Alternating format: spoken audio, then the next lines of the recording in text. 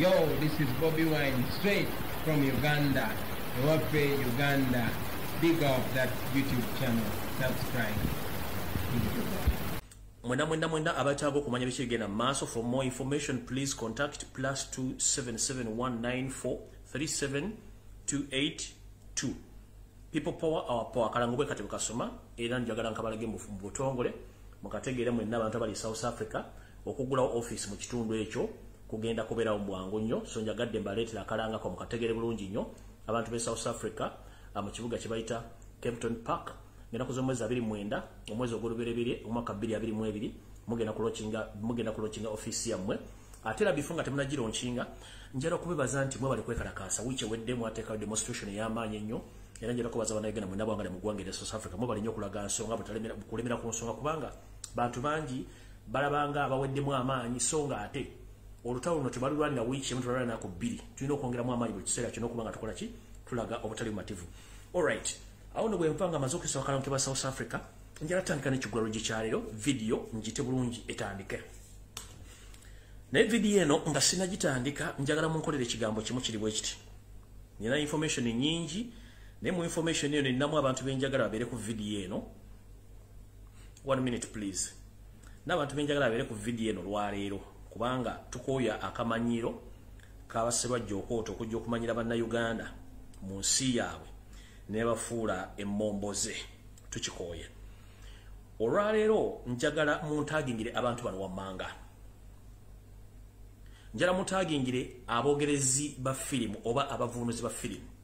Muno mwe muli VJ Junior, VJ Emmy, VJ Tom, VJ Shelkan, VJ Jingo, VJ ISP, VJ Evechu, VJ Kivo, VJ Kevin, VJ HD, VJ Same, VJ Little T, VJ Muba, VJ Lance, VJ KS, ne VJ Julio. Babere kuno mpozi ne VJ Cruise oba joli njagala abantu bano mbatagingire bona babere ku video eno jibona azibira ngambwadde information je mwine okuwulira bulungi nnyo tulyoke tugende maaso. Alright, olwaleero njala tandika n'ekigularogi. Ekigularogi kya leero nakuzo mwezi 26 omwezi ogulubereberye omwaka 2022 bwe lwali lweruti omutamanya ngamba Yoseri tibahabulwa tabashika mutano wakarekezi nsi yaleeta muzeyizedde nsanga bisibe nabanyonnyola amannya gano nsanga bisibe bana abambi bajja mu Uganda basanga eggwanga lyaffe litudde bulungi nnyo buli kimu nga kirungi nnyo ne batandika odditabangula olw'ebigendererwa eby'abantu nga bo yasobola ki namusanga nsanga bisibe era ebintu byaffe byonna byabasanga biteredde byonna byatundibwa abantu baffe bonna battibwa olw'okuba nti bo balina ekigendererwa ekyabo ng'ennaku z'omwezi 26 olwaleero lwe bagamba nti bagenda mu nsiko ne bawangula olutalo. Ebigambo bya Yoseri mbiwulidde bulungi nnyo. Nabagamba amannya ge tabalirangako Yoweri Kaguta Museveni nedda. Amannya g'amatuufu ye Yoseri Tibahabulwa Lutabayisirwa. Mutabani w'omugenzi Karekyezi. Ge mannya g'amatuufu. Olw'okuba nti bano abantu beekyusa era nga batulimire ne betuma amannya ag'Ekiganda, ag'Ekisoga, ag'Ekinyolo, ag'Ekinyankole y'enkola yaabwe. Amannya ge yayita Yoweri Kaguta Museveni age tuyita amanya ag'ekimpatiira amanya g'amatuufu ye Yoseri Tibahabulwa Lutabayisirwa mutabani wa Karekyezi nsi yaleeta muzeyizedde nsanga bisibe kubanga yasanga ng'ensi yaffe nsibe wa mu bulungi nnyo n'agitaganjula. Olwaleero ennaku z'omwezi 26 babadde ekkollo nga bakinambuka ne boogera ebigambo bingi nnyo ebitakwatagana naye njagala kubajjukiza olwaleero ngenda kufuuka omuntu ow'enjawulo ennyo kati omuzibu ennyo kubanga alina kyennengeddemu kye mutannalengera kyekiriwa. Ekituufu kiri nti abasajja bano batusiba bbula batusiba akatambaala nga buli lwokoone wali ekiwundu nga bakuba enduulu buli lwokoone wali ekiwundu nga bakuba enduulu batya. Omuntu yenna bw'abanga alina obukosefu n'omukwate wantu nga wamuluma ab'okuba n'akuba enduulu. Buli lwe twogera ku kigambo ky'abasajja bano nti Banyarwanda nga baleetawo tribalism kubanga bakikwekedde ebbanga baali beefudde Banyankole nti tubajja Banyankole tubateeka ebbali. Ngenda basomera ebigambo n'omwami kennyini bye yayogera mugenda biwulira. Kati olwaleero ennaku z'omwezi 26 giweze emyaka 36 bukyanga Yoseri Tibahabulwa Lutabayisirwa mutano wa Karekyezi ne babbi banne abafere bwe bajja ne basaba bajjajjaffe akatambaala mbo bagenda kununula ggwanga Uganda kumbe balina ebyo beenoonyeza. Before nga sinagenda eyo abasajja bano batukola ekyamagero njagala basomere akantu kano mukawulirize bulungi nnyo ngenda kavuulula bino bigambo bya Yoseri tibahabulwa tabayisa mutano wa Kalekezi ngenda bivuulula ngenda soka mbasomere mu luzungu bibadde mu Uganda yagamba bwati mu bigambo byeke nnyini yagamba bwati we removed Idi Amin not because he was killing people even if he wasn't killing people we would still remove him. He was interfering our programs. These words came from Yoseri Tibahabulwa Tabayisirwa, the son of Kalekezi Nsiyaleta Muzeeyizedde Nsanga Bisibe. Kati bavune mu Luganda. Agamba bwati. Twajjako omugenzi Idi Amin Dada. Si lwakuba nti yali atta abantu. Ne bwe yandibadde nga tatta bantu. Era twandibadde tumuggyako. Kubanga omugenzi Idi Amin Dada yali akyankalanya enteekateeka zaffe ez'ekyama ze twalina ebigambo bya Yoseri Tibahabulwa Tabayisirwa Muzeeyizedde Nsiyaleta Nsanga Bisibe. Kino kituzaawa abasajja bano balina ebigendererwa erikusike era ne mu nsiko balina meetings ez'enjawulo balinanga meeting ezaabwe ez'Abanyarwanda ze baatuuzanga bwe baamalanga okuwandiika ebiwandiiko by'Abanyarwanda n'ebigendererwa byabwe oluvannyuma ne bajja eno mu kyabonna ne babaliisa enjiri. Kino baakikolera emyaka egyawera 3 mu mwaka ogwokuna ne batandika okussa mu nkola okutandika okwawulamu obukundi bw'Abanyarwanda ne bannansi.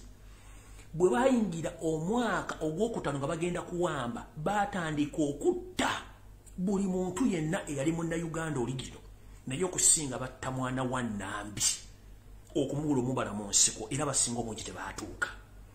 Katonda bye yabikkako akasubi ne batuuka baabakola ekyajabu babasiga empitambi ya siriimu abalala babasiba mu makomera abalala ne babatta. Ge magumba ge mulaba agakuŋŋaanidde mu Luwero Triangle okumanya bano abasajja babi munnange n'amagumba gennyini ag'abantu be batta nago bagaguza Abachina bagajja Luwero bagatwala China okugakola bye baagala okugakola. Kati bw'obanga otegedde ekigambo ekyo nti omuntu waba alina obuvune oba alina ejjute n'olikoonako oba ogenda ddikoonako n'abuuka mu bbanga kitegeeza oba okoonye ku kinyusi. Kati bannange sigenda kwetondera muntu n'omu. Ekizibu kye tulina Bannayuganda twekkiriranya nnyo ate tulowooza nti ffe twekkiriranya abantu bano batwagala. Museveni ne ka group kaaka Abanyarwanda abajja okusaanyawo ensi tebagalangako Uganda wadde n'olunaku n'olwo ate tebajja twagala. Bakitegedde nti bategedde nti Banyarwanda y'ensonga lwaki balwana nnyo okulaba nti buli wamu bassawo Munyarwanda waabwe abeerewo. Ekyo sigenda kwetondera muntu kuba kati nategedde. Bajjajjaffe bagenda okutegeera ng'obudde bugenze nti abasajja bano Banyarwanda bagezezzaako nnyo okwekuuma mu kintu kino okulaba nti beebuzaabuza nga bafuka banaaba mpaka lwe tubategedde. Kati gwe omuntu ali eyo ng'oli Munnayuganda wazaalibwa mu Uganda ng'ekigambo kyenjogera tekikuluma saagala otandike kuzimba akasajja sigala wooli. Njogera ku Munyarwanda ayagala ossaanyawo eggwanga, njogera ku Munyarwanda ayagala ossaanyawo Buganda, njogera ku Munyarwanda ayagala ossaanyawo Busoga, ayagala ossaanyawo eggwanga Uganda. Soogera ku gwe Munyarwanda yazaalibwa mu Uganda. I don't have business with you. Njogera n'akakoosi akeefuula nti Bannayuganda nga si Bannayuganda era kenjogerako. So gwayeyo awazambwa mu tribalistic, it is a mistake because I'm trying to collect some issues here. These people have been hiding themselves into Ugandans, but unfortunately, these are not Ugandans, they camouflaged. Previously, I used to tell you that 50% of Ugandan budget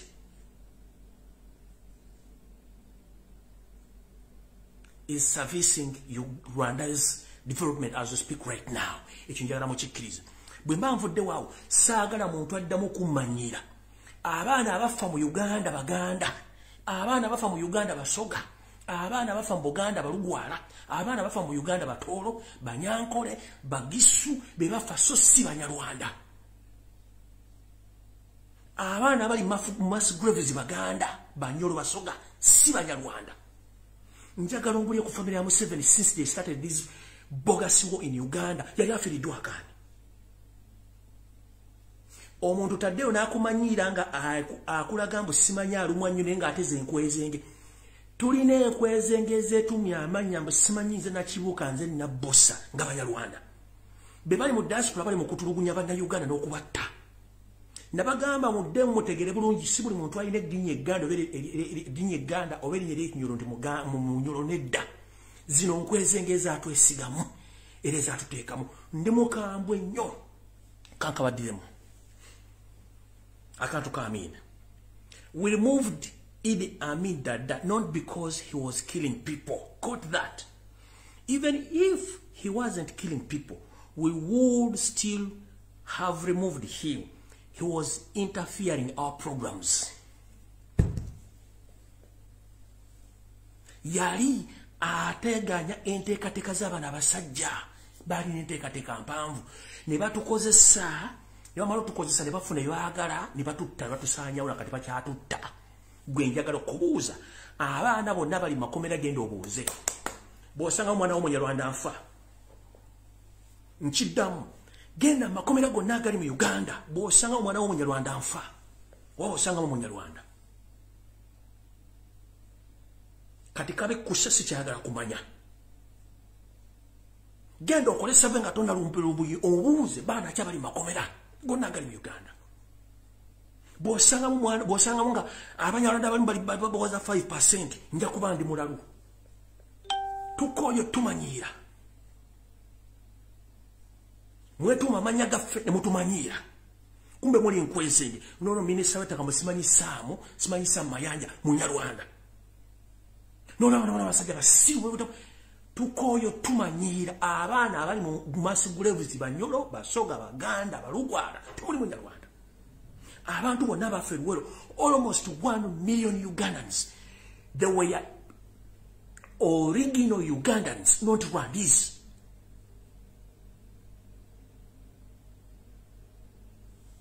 Ngenda bazanyira voice note emu eya historical. Mugenda kutya kituyita abasajja bano. Era sagala muntu n'omukuddamu kummanyira, musimanyi okuwera essimu, simanyi I'm not tribalistic. The real thing is these people camouflaged into Uganda, now they are killing us. Gendo okolesa makomera gonna. Bw'osanga munga muweramu Abanyarwanda about 5% makomera jangu ontwale.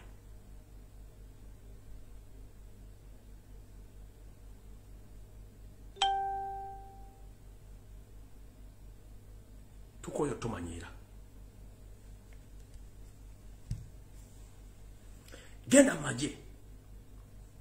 All the serving senior officers, they are Rwandese, just camouflaging. Charles Mugira, Mugume, all the Rwandese, original anchored people, they are suffering to the extent they can't even afford to feed their kids.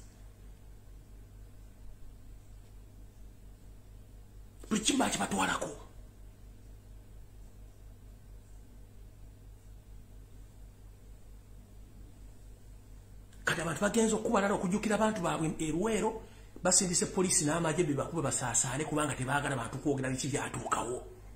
Nga ne Graves, Mass Graves mwajja mudda amagumba mugatunda. Mutunda amagumba g'Abaganda. Mwabataguka mwaso mwategera mutya. Of all countries kino ekizeezengere ekipama mu mpale kimala okunywa omwenge kijja n'ekisala ebyayi ne kyogera mu kigenda fuga eggwanga musajja Munyarwanda. Yazaalibwa Kenya. Of all countries they against Mwachi against Rwanda. Of all countries they are so visiting Mwachi against Rwanda. But what they on COVID. Bana basajja bonna Abanyarwanda some Minister of Finance ba Minister bana sente bazo kwa bazisindika Rwanda okusupporting eggwanga lya COVID-19. Abana bana Uganda nga bali mu kufa.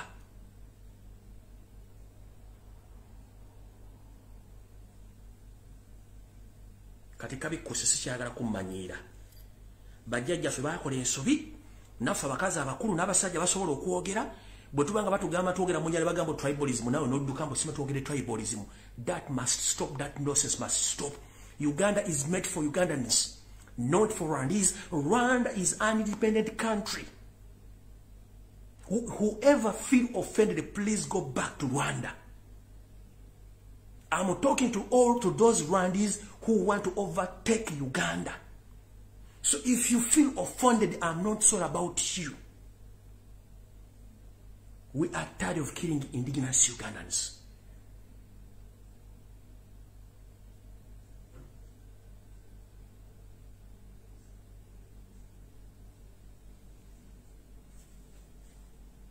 ekigula lugi kiwedde kati video etandise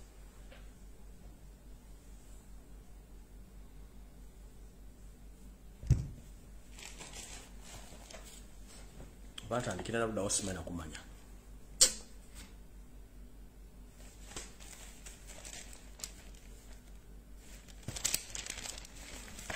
ntandise bwenti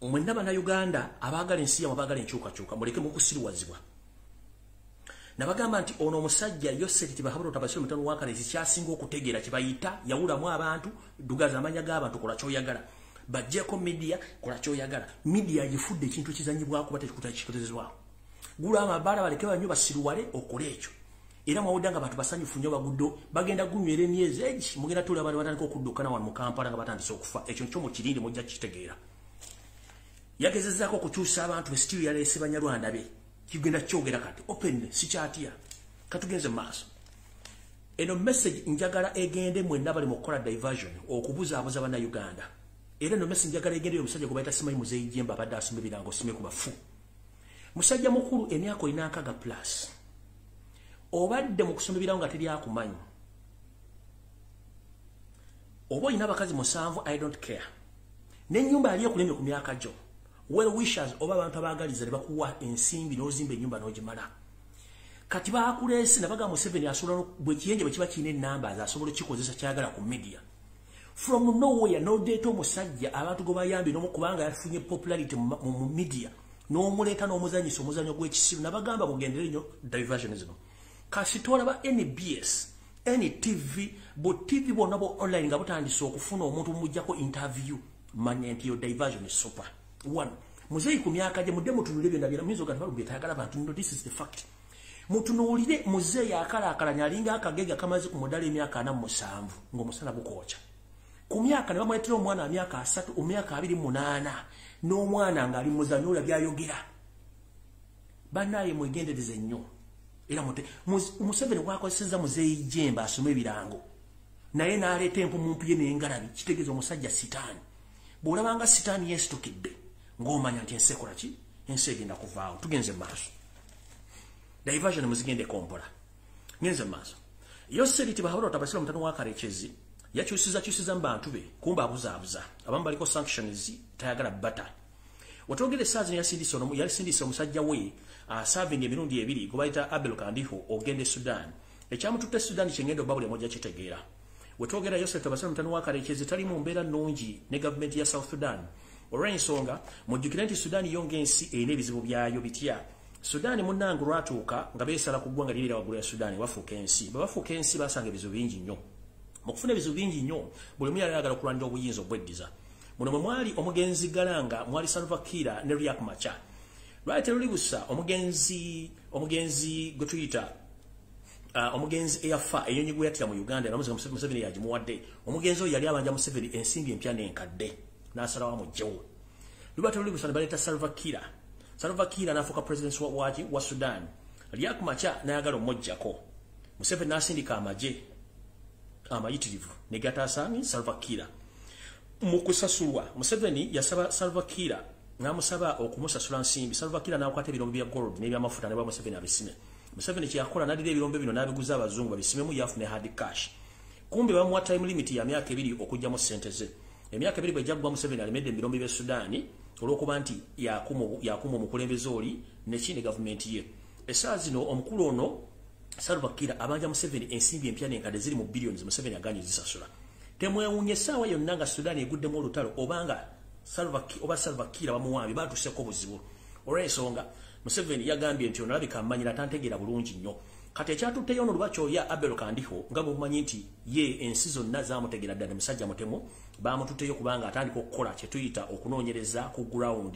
okumanya kyekisoboka mangu nnyo okukolebwa era mujja kuli ekiyinza okufa Sudaani era Bannayuganda baliyo mbasaaside muyinza otandika okufuna obuzibu mu bbanga eritaliwo yawala omwami ono alemedde mu birombe era ebintu bino byonna bigenda tuleeta obuzibu ng'eggwanga olw'ensonga nti tuyinza okuddamu okufuna obuzibu nga buva mu South Sudan nga buyingira eggwanga ng'ensonga lwaki nti omwami ono mu Sudaani alinayo mukono munene nnyo era bano bali mu Sudaani muno okukola ebuvuyo bungi nnyo olw'okuba nti eyita first family lemedde mu buyinza obwa Robert Kyagulanyi Ssentamu bakola emirimu gino wammanga mumpuliriza muwala we kubayita Natasha ono ya supplyinga amata gonna mu ggwanga lya Sudan ey'amaserengeta omukyala Janet Kembabazi mama assassin ya supplyinga eddagala lyonna lye basupplyinga mu malwaliro g'e Sudan eddagala ne balijja butereevu mu Uganda medical stores mujjukire recently bwe tubadde mu kirwadde kino ekyasenyiga 19 lumeme wawuggwe eddagala lya Uganda lyonna lyatumizibwa okuva emitala w'amayanja lyabulira ku booda wakati wa Mutukula ne Kampala ne libula konteina ne konteina ne zibula kumbe bano baddira eddagala lyaffe ne balitwala ne balisuubuza oba lira batunda e Sudan mu malwaliro gaayo ne bafuna ensimbi ono Janet Kembabazi mama assassin omulimu gwe kutunda eddagala lya Uganda mu Sudan tugenze ewa mutowe Jeno Salim Akandana ko Salim Sale ono ye mu kutunda kasoli n'okutunda ebijjanja talina amukwatira tena amukwatira nsawo yensonga lwaki bannayuganda bonna bali bakola bizinesi eno abasinga obungi babasiba babavuwaza ne gavumenti negano basasolo ya Sudan bavuwalira ddala tugenze ew'omukyala gwe bayita Diana Museveni olira muwala Museveni ono ya supplyinga ebintu byonna ebikozesebwa mu kukola enguudo mu ggwanga lya South Sudan tugenze ewa muganda we yeyita Museveni gwe bayita Sodo Kaguta ono ya supplyinga hotel materials zonna mu ggwanga lya Sudan ebyetaagisibwa obungi tugenze ewa Nzeire era ono muganda muto wa Museveni ono ya supplyinga ebyamasannyalaze byonna mu ggwanga lya Sudan nenga sente bazijjawa linda nakikugambe edda kuba mukyagawumbidde temutegera bintu bigenda mu maaso mu ggwanga eryo ebintu byonna nga bira mu ggwanga lya South Sudan Museveni abinamu omukono 10 yensonga lwaki nti sente zonna zikola mu ggwanga lya Sudan ezisinga obungi ziva mu terekero ya Uganda okubanga bakola ebintu bino ngenze mu maaso eno message njagala egendere bana Uganda mwenna abasiraamu abawangalira naddala mu kibuga Kampala obaka bono bansindise mbategeeze kuba mu drone zange Museveni yengo omuntu oba yeyita Museveni kumbe yose tebahabulwa tabasiraamu tanu wakarekezi muzeyize ensi ya leta nsanga bisibe ngabo nabagamba nti omuntu ng'ayitibwa musiraamu ng'ate muganda obeera muziro baka biro eriye tabagalira koddala bwatyo mubadde bakozesa emizannyo n'okutta bamasheke nga teri amubuuza mujjukire ebyafaayo bisoma nti teri muntu mu Uganda yali afudde lipoota ine efuluma bwabanga afudde musujja oba tiddwa tefulumanga kubanga terifuluma bwetu ne mu 18 mpaka 19 lipooti zonna ez'abantu abattibwa tezifulumanga n'ennamba entuufu ey'Abaganda ne bannayuganda bali mu lutalo erweru tefulumanga eyaani erifuluma ku mulembe guno ogw'abasajja abanyalwanda balemedde mu Uganda tugenze mu maaso bwetu tonno baganda banga basiraamu mwenna mu mizikiti gino wammanga njagala muggula amatu era n'amaaso mugakanule bulungi ku nsonga zino Museveni alina enteekateeka na gye bagamba kodda ey'okutandika obbasuula omu ku omu ku ttaka ng'akikola atya munnanga ati mu ddiini y'Obuyisiraamu toyingira na ngatto engatto zino ze bagenda okukozesa ng'akakodyo kino kibagamba dda ku muzikiti gw'ekibuli Nakasero William Street ne Old Kampala wepona emizikiti gyonna egyetoolodde Kampala Ntebe Wakiso mwegendereze nnyo bwe kiba kisoboka muve mu maka gammwe n'obuveera nti bw'oba ojjamu engatto yo ku mulyango giteeke mu kaveera lwakiri ekubeera wano mu magulu ng'osaala ojja kubanga osobola okuweereza Allah obulamu bwana bakuwadde so si yose tebasiraamu tanu wakalekeze bukujjako mu kaseera mpawekaaga so mwenna abasiraamu bategeezezza nti mutegeere bulungi enteekateeka eriwo ey'okubateera obuto mu ngatto zammwe ku mizikiri gye musaalira gasobole bamaza omukka ogunyumira buli omu agwagala okugussa ku nsi kuno ngenze ku nsonga endala tugenze mu mwaka gwa 1970 omugenzi Idi Amin Dada yawamba obuyinza n'abweddiza n'afuga eggwanga mu bugubi obw'enjawulo ng'era Yoseti Bahabula tabasiraamu tanu wakarekezi ensi ya leta muzeyizedde nsanga bisibe yamunyonyogera okuva ku lunaku lwe yayingira mu bukulembeze mpaka lwe yafuba okulaba ng'omwami ono addukira mu buwaŋŋanguse kiriko likodi oba kiri mu biwandiiko nti omugenzi Idi Amin Dada Opeto yasiigibwa empitambi ng'eyisibwa mu Museveni n'emikwano gye egy'abazungu abasobola omukolera kye tuyita blackmail okwoluna erinnya n'omugenzi ono njagala babuuze omugenzi Idi Amin Dada alina ekizimbe mu Kampala takiinaamu omugenzi Idi Amin Dada alina amaka mu Kampala tagayinaamu omugenzi Idi Amin Dada yalina ekizimbe Mecca takiina yalina ekizimbe mu Nsiki talina offshore account kwaliko ssente in fact n'amaka ge Museveni ge yatwala kigambibwa nti yali agaguze ku ssente ze olunaku ng'ebula wiiki emu omugenzi ono asindikirizibwa okuva mu Uganda omu ku bakyala be yamugamba mwami wange waki tetugenda mu National Treasury tujjeyo nsimbi ne golodi omugenzi Idi Amin Dada yagamba mukyala we ndi munnayuganda ayagala eggwanga lyange sisobola kutwala ssente z'abannayuganda sitwala ssente za haramu bw'ati omugenzi Idi Amin Dada yabinyiika mu nsonga tagenze wadde nebba ya golodi wadde akatwalo ka dola n'adduka n'agenda mu ggwanga lya Saudi Arabia nakati Mukama gye yamuwummuliza era tebalina kye bakugamba nti Amin alina poloti ya Saudi Arabia oba alina kiyaganda twala ssente nebana abasajja babbe eggwanga okuva lwe bajja mpaka nakati. Wetwogerera essaawa zino mu myaka gya 1997 omugenzi Idi Amin Dada yali musajja munnamagye amanyi enteekateeka n'ensima ey'empuku basobola okulwanira entalo wepono okwekakasa nga obudde obuzibu. Bwe tutyo mu Barracks y'e Makindi gyetuyita military barracks omugenzi ono yasimanga empuku eziyita okuva e Makindi okuyingira Kampala n'okwetooloola Kampala yenna. Muno mwe muli empuku gye yasima n'agireka mu Barracks y'e Makindi. Mwenna amanyi Barracks y'e Makindi mugenda kubeera shocked okulya information eno. Wetwogerera nga Barracks y'e Makindi mwe muli empuku omugenzi Idi Amin gye yaleka asimyeko ekitundu Yoseti Bahabura Katonda wakalekeze n'agimaliriza eneefuuse kattiro mu battira bannayuganda bonna abawambibwa drones mu bitundu eby'enjawulo ne baleeta ne battiramu oluvannyuma akawungeezi bwe kabanga obudde bumaze okuzza ebigere gye biwummulira ne balyoka bajjamu nga bamaze obbatta ne babatwala babasula e Nakasongola mu pipa eza asidi. Mwenna abamanyi military barracks y'e Makindi etudde ku nguudo ndowooza nga 2. Oluguudo luno oluva wansi ku poliisi ekibuyiro lwambuka wepo n'oluguudo luli luyita oluguudo olutunudde ku Mubaraka oluyita mu luguka ekatwe muta wansi. Wetwogerera essaawa zino mu nsonda eyo eyawula amakubo agabiri okuli Mubaraka n'erekuba eriregera ddala mu kato wansi we wali empuku eno era nga Museveni yajongerako obuwanvu n'aba nga basobola okuba nga baleeta abantu okubaleeta ekino battira mu mpuku ezo ne batufumira akawungezi mu biroole ne babatwala ne babaziika. Empuku eno efuuse kattiro eriko fuuti 25 okusinziira ku drone yange yasobodde okugendayo mu mpuku eno eri underground mu koona eryo mu Mubaraka opposite Kayemba Road. Empuku eyo weetunudde wansi weeri webattira abantu bannayuganda okubula obamalako kyokka ne bagambye abantu bano ebintu bakola bikolobero bino si bya bannayuganda era bannayuganda teri muntu alina mutima gusobola kutta bantu okuva Uganda lwe yatandikawo okutuusa olwo okutuuka bano abantu bakola ki bwe bali mu kutta. Mbagambye empuku eyo eri ku Mubaraka opposite Kayemba Road okuli ekkubo erikirira ku tawansi eri ekatwe ebayita ku tawansi mu katwe. Abantu bangi battiddwa naye abantu bano bali okuttibwa emirambo gifunyizibwa akawungeezi ne gitwalibwa e Nakasongola mu asili chambers ne bateeka eyo. Tugenze mu maaso.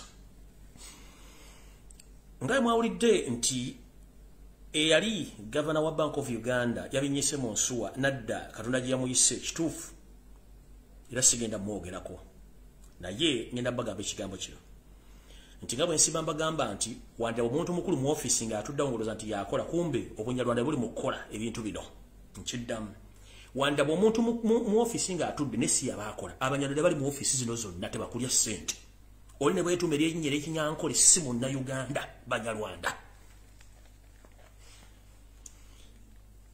Abaddukanya ensimbi za Uganda n'ebitabo bya Uganda bonna banyarwanda nga wetwogerera omwami no gwe bayita Keith Muhakanizi Pius Bigirimana amanya bugawulira be bali mu kittavu ky'eggwanga okukitabangula n'okubba ssere zino zimala bwe twogerera essaazi n'ekittavu kya Uganda temuli nsimbi. Njagala kubuuza ekibuuzo kimu nga sinagera ku point eno.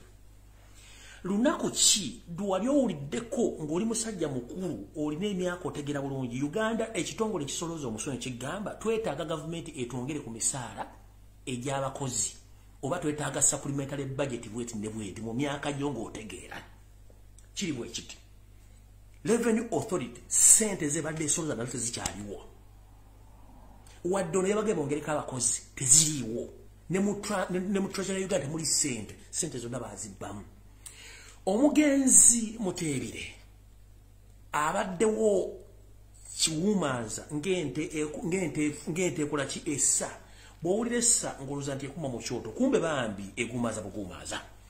Omusajja abadde mu bintu bino byonna gwe bayita Keith Muhakanizi era yabadde afuga Bank of Uganda ebbanga lyonna ono nga kifaananyi kiri awo era essaawa zino yatwala emirimu gino. Lwakuba nti bwe njogera ensonga zino bamala bazikyusa naye ku proposal gye ndalabyeko Museveni abadde ayagala nnyo Keith Muhakanizi yaba afuuka Governor wa Bank of Uganda. Nkiddamu ku proposal gye baleeteddeyo Sseruto Basiro mutano wa Karekyeze museyizedde ensi yaleeta nsanga bisibe. Proposal egamba bweti nti ye asuggestinga Keith Muhakanizi yaba abeera Governor wa Bank of Uganda naye ajja kikyusa kubanga olutwogera ekintu tagala bamukube ggoolo asobola kikyusa. kati mujjukire mbajjukize bulungi nnyo mujjukire Uganda Revenue Authority ekitongole ekisolooza omusolo kibadde mwani mwasooka mwani kajina muki era ni kajina muki Munyarwanda Revenue Authority ebaddemu abanyarwanda all along buli abeeramu nga munansi bamugobamu tugenze mu Bank of Uganda muwulira amanya Simega Kaseke gani bonna babajja mudda muli mbani ani yabba sente za Bank of Uganda nazibuzabuza zonna bagenda bamusanga ina passport bili eya Uganda ne ya Rwanda what is she ali mu Rwanda jakole emirimu gisereza igwanga bazitwaza negazibba tugenze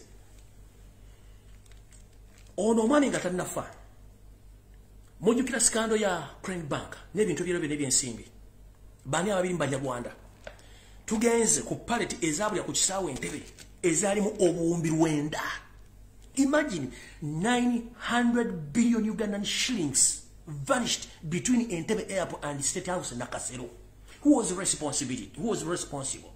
Whereby himself, the foreigner, the Rwandi origin, Yoseti Babro Tabasura, the son of Karikes, came out and introduced a new committee to find the whereabouts of these 900 billion shillings.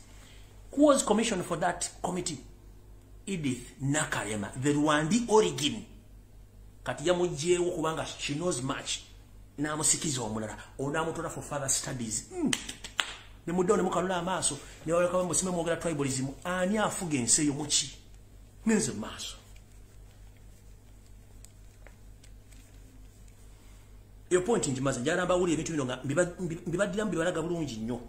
Tugenze ku nsonga. Buli parliament yaffe ey'ekibogwe etulambe mbaba parliament yesinga obudendo za munsiyo okuba n'ababaka abangi nga ne India ensi bwaguuge ennene ndowooza yinza okuba tebuza mbaba parliament abo betulina kiki ekyatuukawo ono omwami ayina dame byebibumbe bibambaza engoye okulagirako abaguzi nti n'olugoye lulumba bwe luti kabeere minister abeera dame kabere permanent secretary abera dame kabere governor Bank of Uganda abera dame kabirani abera dame kabere inspector of police general inspector of police bonna dame ye ayina buli kimu just bano bamuyamba kutukiriza birimije bwotogerede sawa zino sente zonna ezisabiwa mu parliament as supplementary mumanyi omulimu gwezikola saagala mukabe tutunowa sente zebasaba mbuza State House okugirinovatinga ne supplementary okudukanya budget 65% ebitundu nkaga mpitano ku buli 10 sente ezo zezigula amataka ga Buganda gonna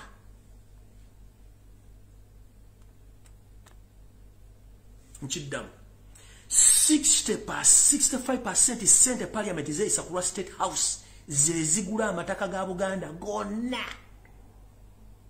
so tezikula mu State House nabagamba State House ng'ennyumba erina abantu abatawera abantu abali responsible abantu abayina okubeera mu State House bali abantu nga 8 naye erina department y'abambega abatambula ensi yonna babasasula ku sente ezo kati mukitegere bulungi buli sente eva mu committee ya parliament bamuwadde sente kiba kitegeeza nti abasajja bano bakoze omulimu gw'amaanyi ennyo okubba eggwanga odyavuwaza kati gwaliyo ng'okyagawumbidde njagala nkulage tugenze maaso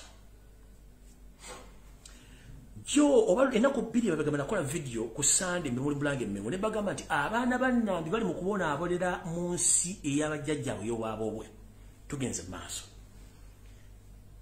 eki ekapeeka mu industrial park kikabya amaziga abaana b'abantu bali mu kubona abonera eyo abaana b'abantu bali mu kufa kino muyinza okulooza nti kya muniino naye baganda bange njagala mulabe ka video kano njagala nsooke mbalage mu video buli obubiri bwe nabalaga luli then ndyoke mbatwale ku information entuufu eraga ki ekigenda maaso mu kapeeka kano ka video kenasooka obbalaga nga bali mu kwokya omwana munna Uganda wuuyo bamwokya kapeeka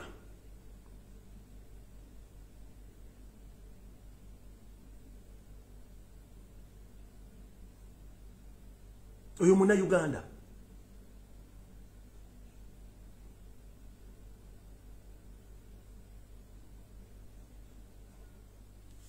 akonkatadde kambalaga akalala nakano nakabalaga kabanna Uganda baba ndakano nakabalaga kabanda Uganda nga bayire bisaaniko kako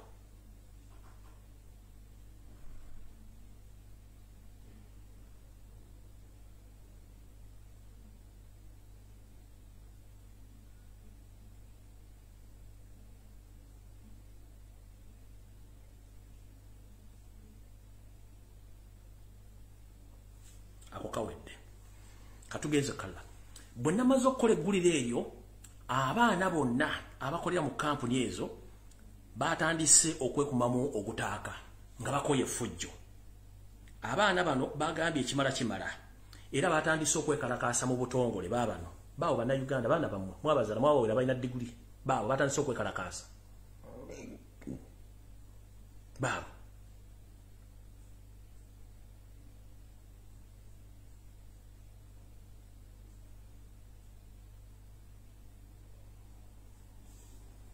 ekibaleka kalakasiza mukimanyi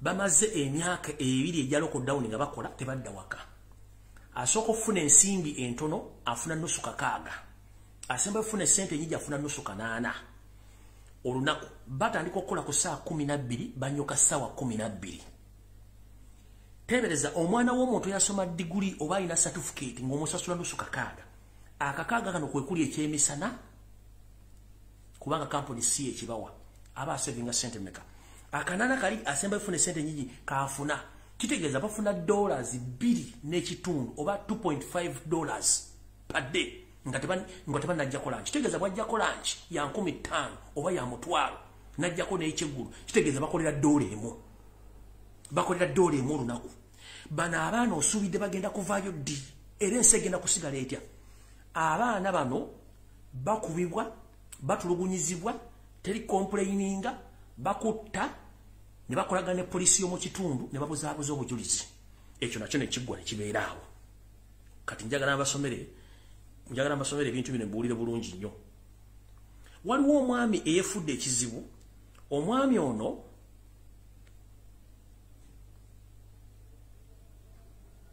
wait a minute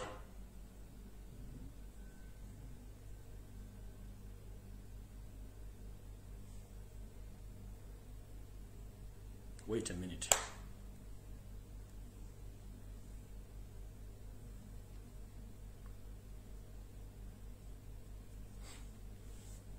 all right waliwo omwami gw'omwalaba eyagamba bwe twali tuli mu kampeyini yagamba mbu ye tasobola kusalutingira Kyagulanyi Ssentamu nga president omwami ono amanya ge yeyita Sula Semakula naye nga amanya ge ye Sula Nkizimana amanya ge amatuufu oli gino bino embagambye tukooye okumanyirwa amanya goli gino amanya ge oli mbagambye ndi mukambwe nnyo mwe batanategera kye bayita nti ensi yaffe bagitwala nga buli lwokwata ku kizimba bawoza tribalism nga babatutta Banyarwanda kati kabikkuse omwami yeyita Sula Semakula alina ne muwala wa MP ali mu parliament simbe bamuyitaani omwami oyo y'omu ku Banyarwanda abali Luweero bali mukutta abaana Abaganda babasindikira ddoni zibakwata teyakomye okwo naddira musajja mukulu w'emyaka 60 wa myaka 7 eyakwata ensimbi ze n'agula ettaka lye n'azimbako amaka ge n'agenda n'amenya enju y'omusajja ng'akozesa amagye ga SFC ne poliisi nga teryambuziza amugoba mbagaye Nkizimana niye yita Sula Semakula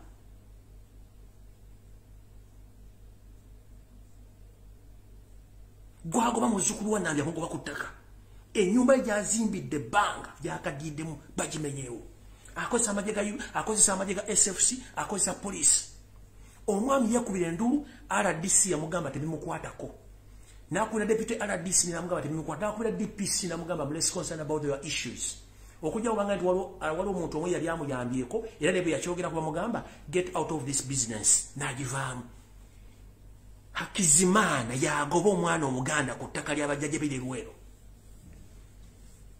Luweero Museveni gye walwanira kikye walekayo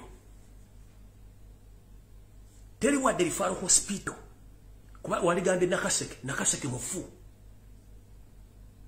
teri wadde Job Center mwateeka kutulugunya baana bino ebintu byogambwe nali mbyekoze kati abagala okumanya achievement za Museveni zaakoze oba Yose Tibahabura zaakoze mu ggwanga kanzi basomere zino achievement za Museveni of NRM for 36 years. Killing Ugandans, stealing people's lands, creating wars between Uganda and the other neighboring countries. Tribalism, propaganda, blackmail, divide and rule, both cultural institutions, religious institutions, leading elections, continued abductions across the country, political instabilities, Igi, Bijambia, to put people in the concentration camps, continue borrowing money to build Museveni's dynasty and empires for his benefits in Rwanda. No infrastructures in Uganda. The fake investors continue refugee entering in Uganda to the extent that many Ugandans, they don't have identifications. To the extent that the nationality of all Ugandans is in balance, whereby every Ugandan, after 10 years, your nationality gets expired. So who is fooling who? Personalizing Uganda has his own country, and personalizing Ugandan properties has his own properties. To the extent all personalized body belongs to him and all companies, including the state treasury. So for 36 years, we've healed nothing apart from suffering, killing indigenous Ugandans. These people, they are good at camouflaging. If you don't know the word camouflaging, it means someone can come and pretend to be something which he or she is not exactly that person or that thing. So bagezako nnyo okwekweka mu kintu batali. So yensi gye tulimu.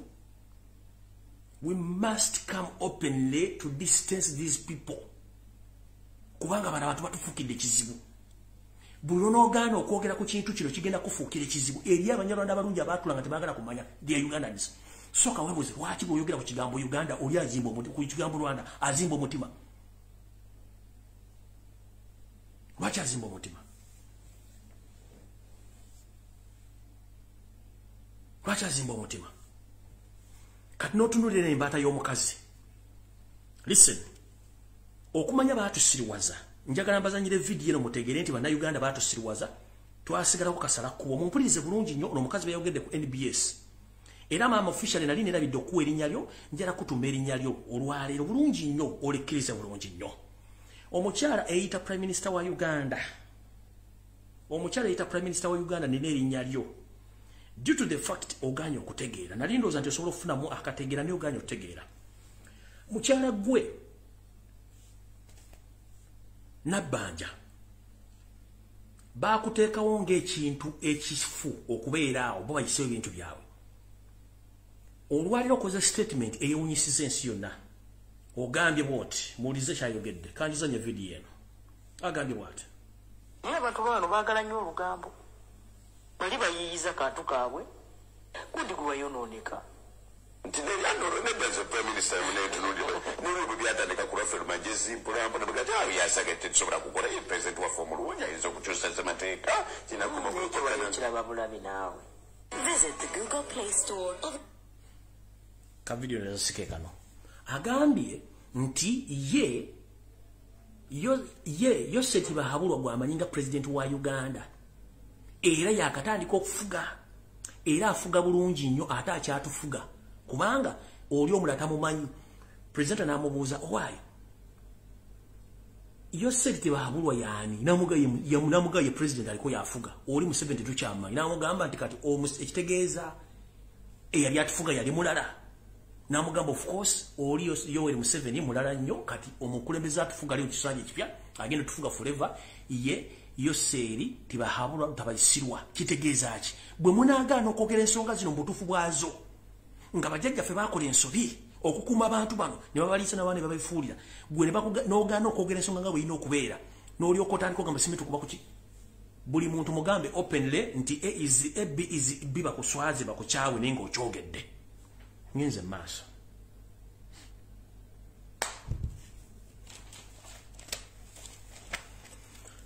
Ngabe nabagambye nti olwaleero ngenda kwogera ku nsonga z'abantu abeefuula nti banonyi bansimbi so nga ate banoonya byabwe. Wetwogerera essaawa zino okunoonya emirimu mu Uganda bakutuma e Nairobi ku bigere. Naye ate kifuuse kizibu nti mu Uganda omuntu yenna yeetandikirawo omulimu ate agugibwako n'afuulibwa embomboze mu ggwanga lye. Mu Uganda tusoma kufuna mirimu so si kutandika mirimu. Okutandika emirimu si kyangu ne bw'oba gutandise ne gubeerawo ate ebeerayo abatamanya ngamba abajja okwesisikamu oguteekamu oluseke ogutwala. Wano wenjagalira mutagingire abavunuzi ba video oba abavunuzi ba filime tuyita ba VJ amanya nagabasomedde dda. Ne before nga sinagenda eyo njalanzire mu nsoma amanya gano mugawulire bulungi nnyo abantu bano bali mbuzibu ate nga bannayuganda.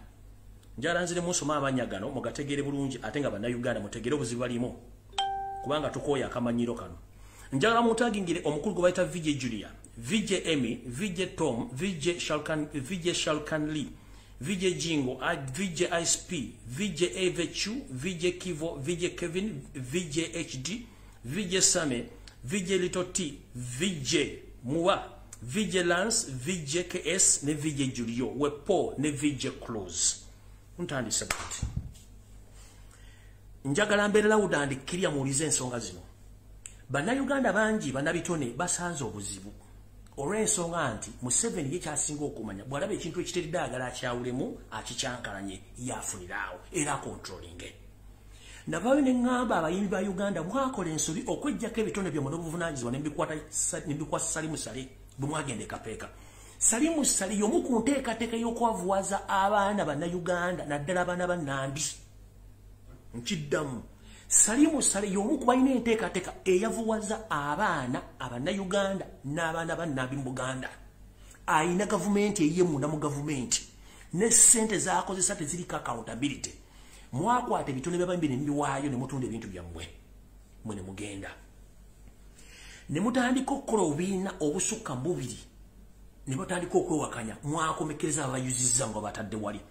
Essaawa zino ogwo mulimu gwali gwammwe nga mumugulinako monopole kati mwagugabayo. Bw'otwogerera essaawa zino mu Uganda mulimu bannabitone abadde balya ku bitone byabwe. Nga bwe twogera ku bitone nti omuntu asobola okutandika okuyimba oba okuwandiika oba okusiga ebifaananyi. Bw'otwogerera essaawa zino waliwo obuzibu obugudde mu Uganda naye nga bulimu ekizibu kimu kye mbadde nfunyemu interest gye njagala bategeeza. Business ey'okuvvuunula firi mu Uganda efuuse omulimu ogukuŋŋaanya bannayuganda kikisooka.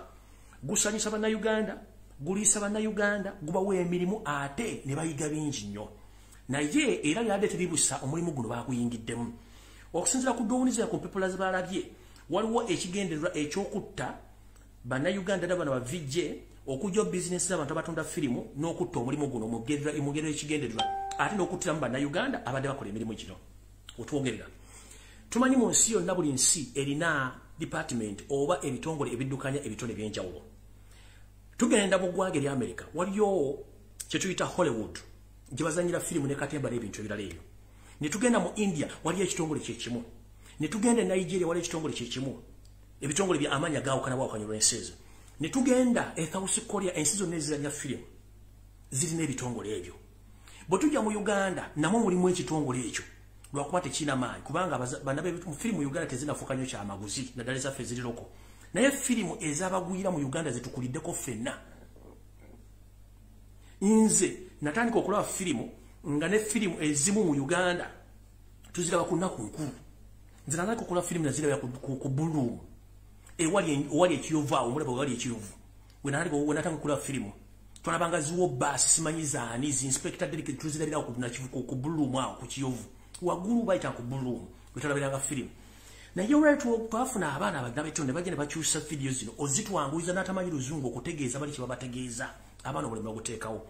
Naye bannakigwanyizi abatandise okuleeta olugezigezi okusaanyawo movie industry eno ng'ate beerimbise mu bintu ebirala ng'ate bambega kati njagala mbandula olwali mutegere bulungi njala mutangira Ragadi wano. Ragadi wacyankalanya music industry n'ogiteeka wali ate all along Ragadi obadde obega bannayuganda omuli abayimbi ne bannayuganda bali mu diaspora. Ragadi mukozi wa ISO nkiddamu. Ragadi mukozi wa Internal Security Organization, believe or not. Wacyankalanya music industry n'ogikuba wali. Bakuyingiza mu movie industry ogikyankalanye naye ng'ate kigendererwa nti Salimu Sale n'ono omwami Kagolo be bali mu kola omulimu gw'okusindika bambega buli kitundu kyonna ekya Buganda okutandika okubega bannayuganda okutandika obbasaanyawo omu ku omu. Mwebuuza abaana abawagira enkyukakyuka bakwatibwa batya? Abaana bakola bizinesi zaabwe eza firimu bakwatibwa batya? Lwaki batwala ebintu byabwe? Kati kisitole yiino wano entuufu njagala mutaginga no Ragadi Dani Kazibwe eyita musician the old lion lekera kubera munanfusi Ragadi Dani Kazibwe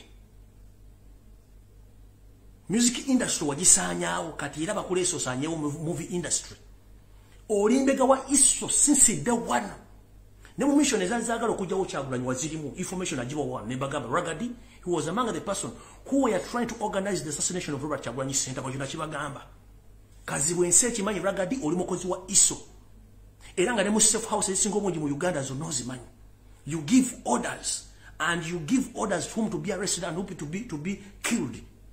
Let the world knows. Let the world get information about you. Ragadi Dan oli iso agent. Atamanyikiddwa neze nkumanyi. Katugenze maaso.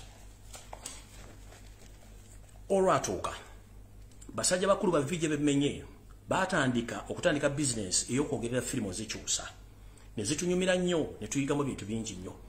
Naye mu kintu kino abantu bano bagenze okulanga abaana bano bafunye ensimbi. Era nga abantu bangi nnyo abakoze library okubanga bafunamu ssente.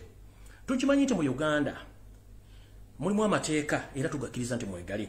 Naye waliwo abantu abakozesa omukisa okwonna bizinesi z'abannaabwe. Wetwogerera essaawa zino ekitongole ekikwasaganya empuliziganya mu Uganda ekya UCC kye kitambulirwako ensonga zonna ezifulumizwa ne ziweerwazawa ku mpewo. Naye ekitongole kino bakifudde kya bigere nga bannakyagwanyizi batandise okuteeka obukampuni obubba bannayuganda n'okujja abantu mu bizinesi. Ekitongole ekyo ekya UCC kye kikwasaganya ebifulumizibwa n'ebiwezebwa ku mpewo. Naye lwali tolibusa ne wafuukawo ekitongole ekirala kye bayita URSB, Uganda Registration Service Bureau. Kino kye kitongole kiwandiisa ebitongole byonna ebagyetaaga okukola emirimu egyo. Era ebitongole bino bingi biwandiisiddwa. Lwali tolibusa era bana bampembe ne batandikawo ekibiina kye bayita UFMI, Uganda Federation of Movie Industries. Naye ekitongole kino kiri meant okuba nti kikwasaganya ensonga za video oba za firimu Uganda wokka so si ku international level. Ne wabeerawo ne UPRS ekyo kikwatagana ku music industry era kirimu obuvuyo bungi nnyo. Ekitongole kino kye tuyita UFMI, Uganda Federation of Movie Industries, ekitongole kino kikulira omwami gwe bayita Kagolo Hussein. Kagolo Hussein ono ngenda mwogerako mbabuli olugero luno mutegeere nti mwafa dda nga temanyi kye mugenda kufiira. Olugero lutandise bwe luti. Kalutandike bwe luti. Mu mateeka amatuufu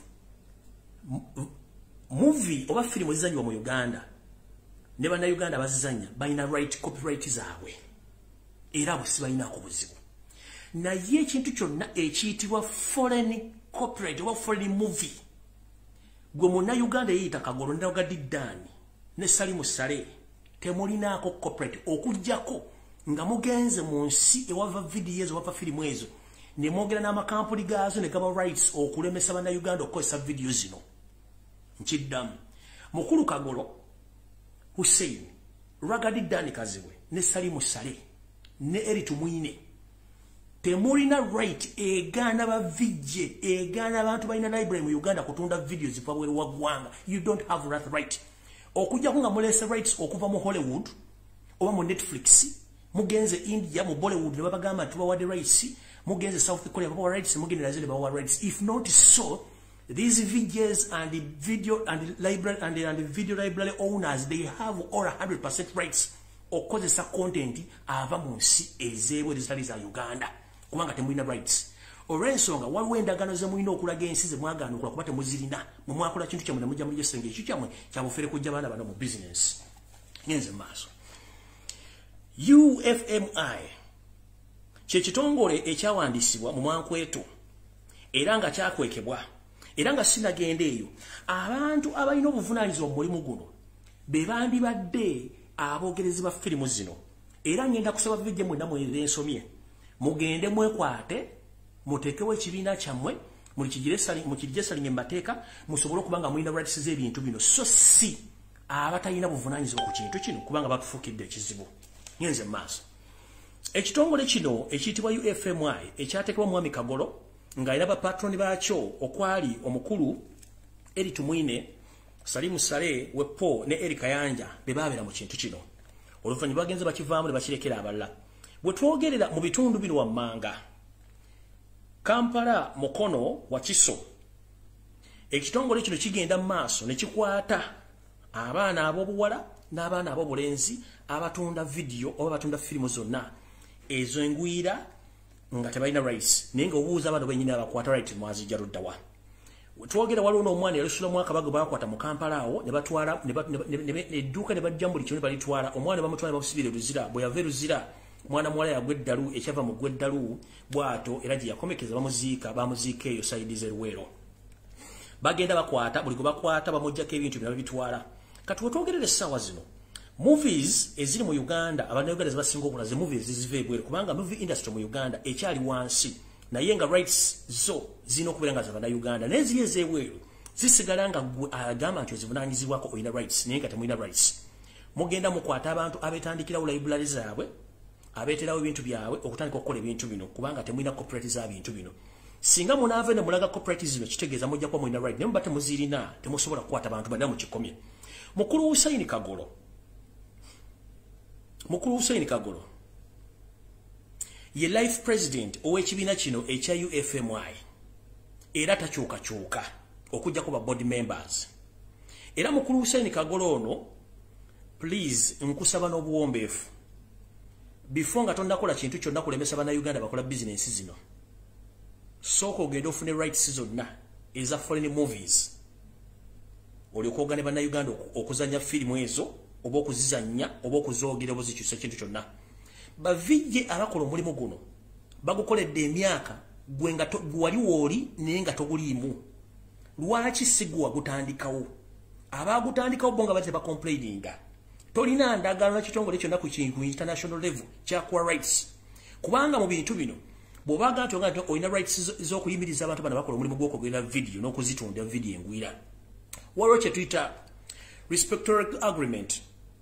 respectful agreement y'endagaano eno eweebwa omuntu yenna atali wansi eyo ng'olina obuyinza ku video oba content ow'ensi endala yonna gye ziba zivudde naye mukulu Kagolo ne Ragadi bwe muba temulina respectful agreement eno please temuddamu kukwata Bannayuganda wadde okubba ebintu byabwe musobola okuba ne right ku video za Uganda movie industry za Uganda naye foreign content nga temulina ndagaano eno please mukola kyabufu muve ku baana b'abantu tugenze maaso mutambula eggwanga lyonna ne ttiimu yammwe nga mugenda mu Uganda nga mukwata abaana ab'ebibanda mukwata library zaabwe ne mutwala ebyuma byabwe omuli TV omuli movies omuli amplifier omuli ne music system ne muzitwala bwe mbanga mmaite tikintu kyo kimukola mateeka lwaki abantu bane mukwata ne batwala makooti akakodyo kali kwebwe kati buli mwana go bakwata oba buli library gye bakwata bakutwala ku police ne bakusibira waawo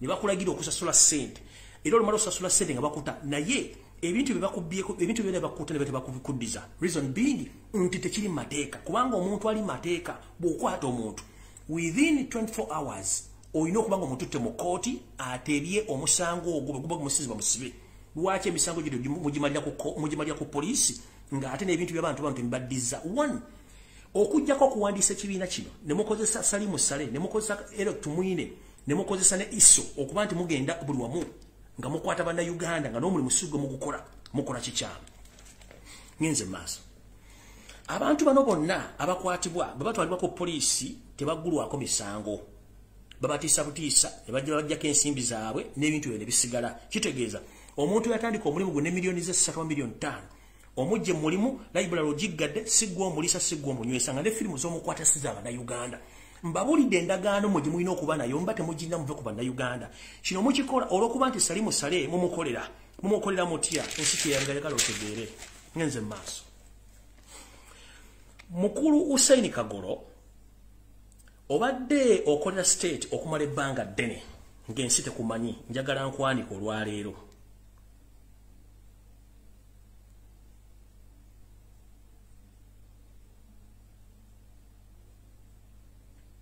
wait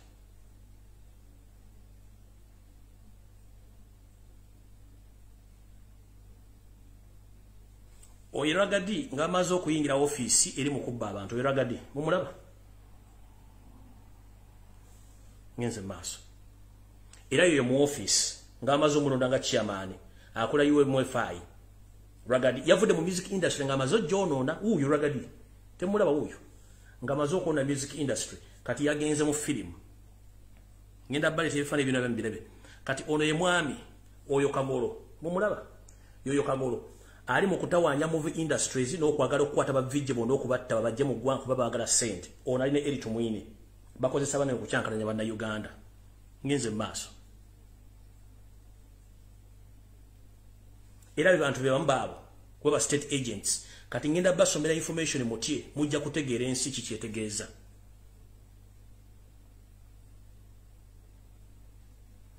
bwebate bajja mu library z'abaana babbamu ebintu bebetwale babasiba nga tebabatransi wadde mu court zezo library zebakabba buli kimu ne bakitwale bakijjawo ezo na library wano nga bakolagana ne police okubanga bagenda okulumba n'okukwata banda Uganda bakola business zaabwe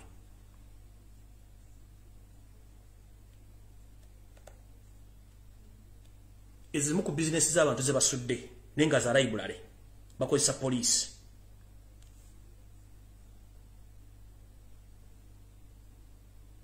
babo ku police woka we bakolera tebalina wale bakolera ku police ukawe bakolera tebagenda mu kote batola abantu makoti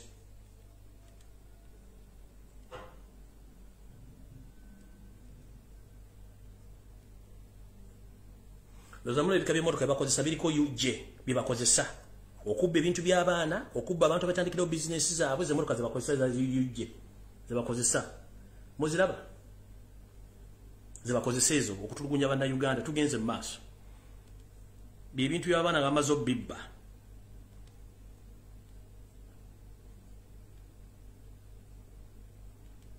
ezo library ezo n'abazibye bazimazeewo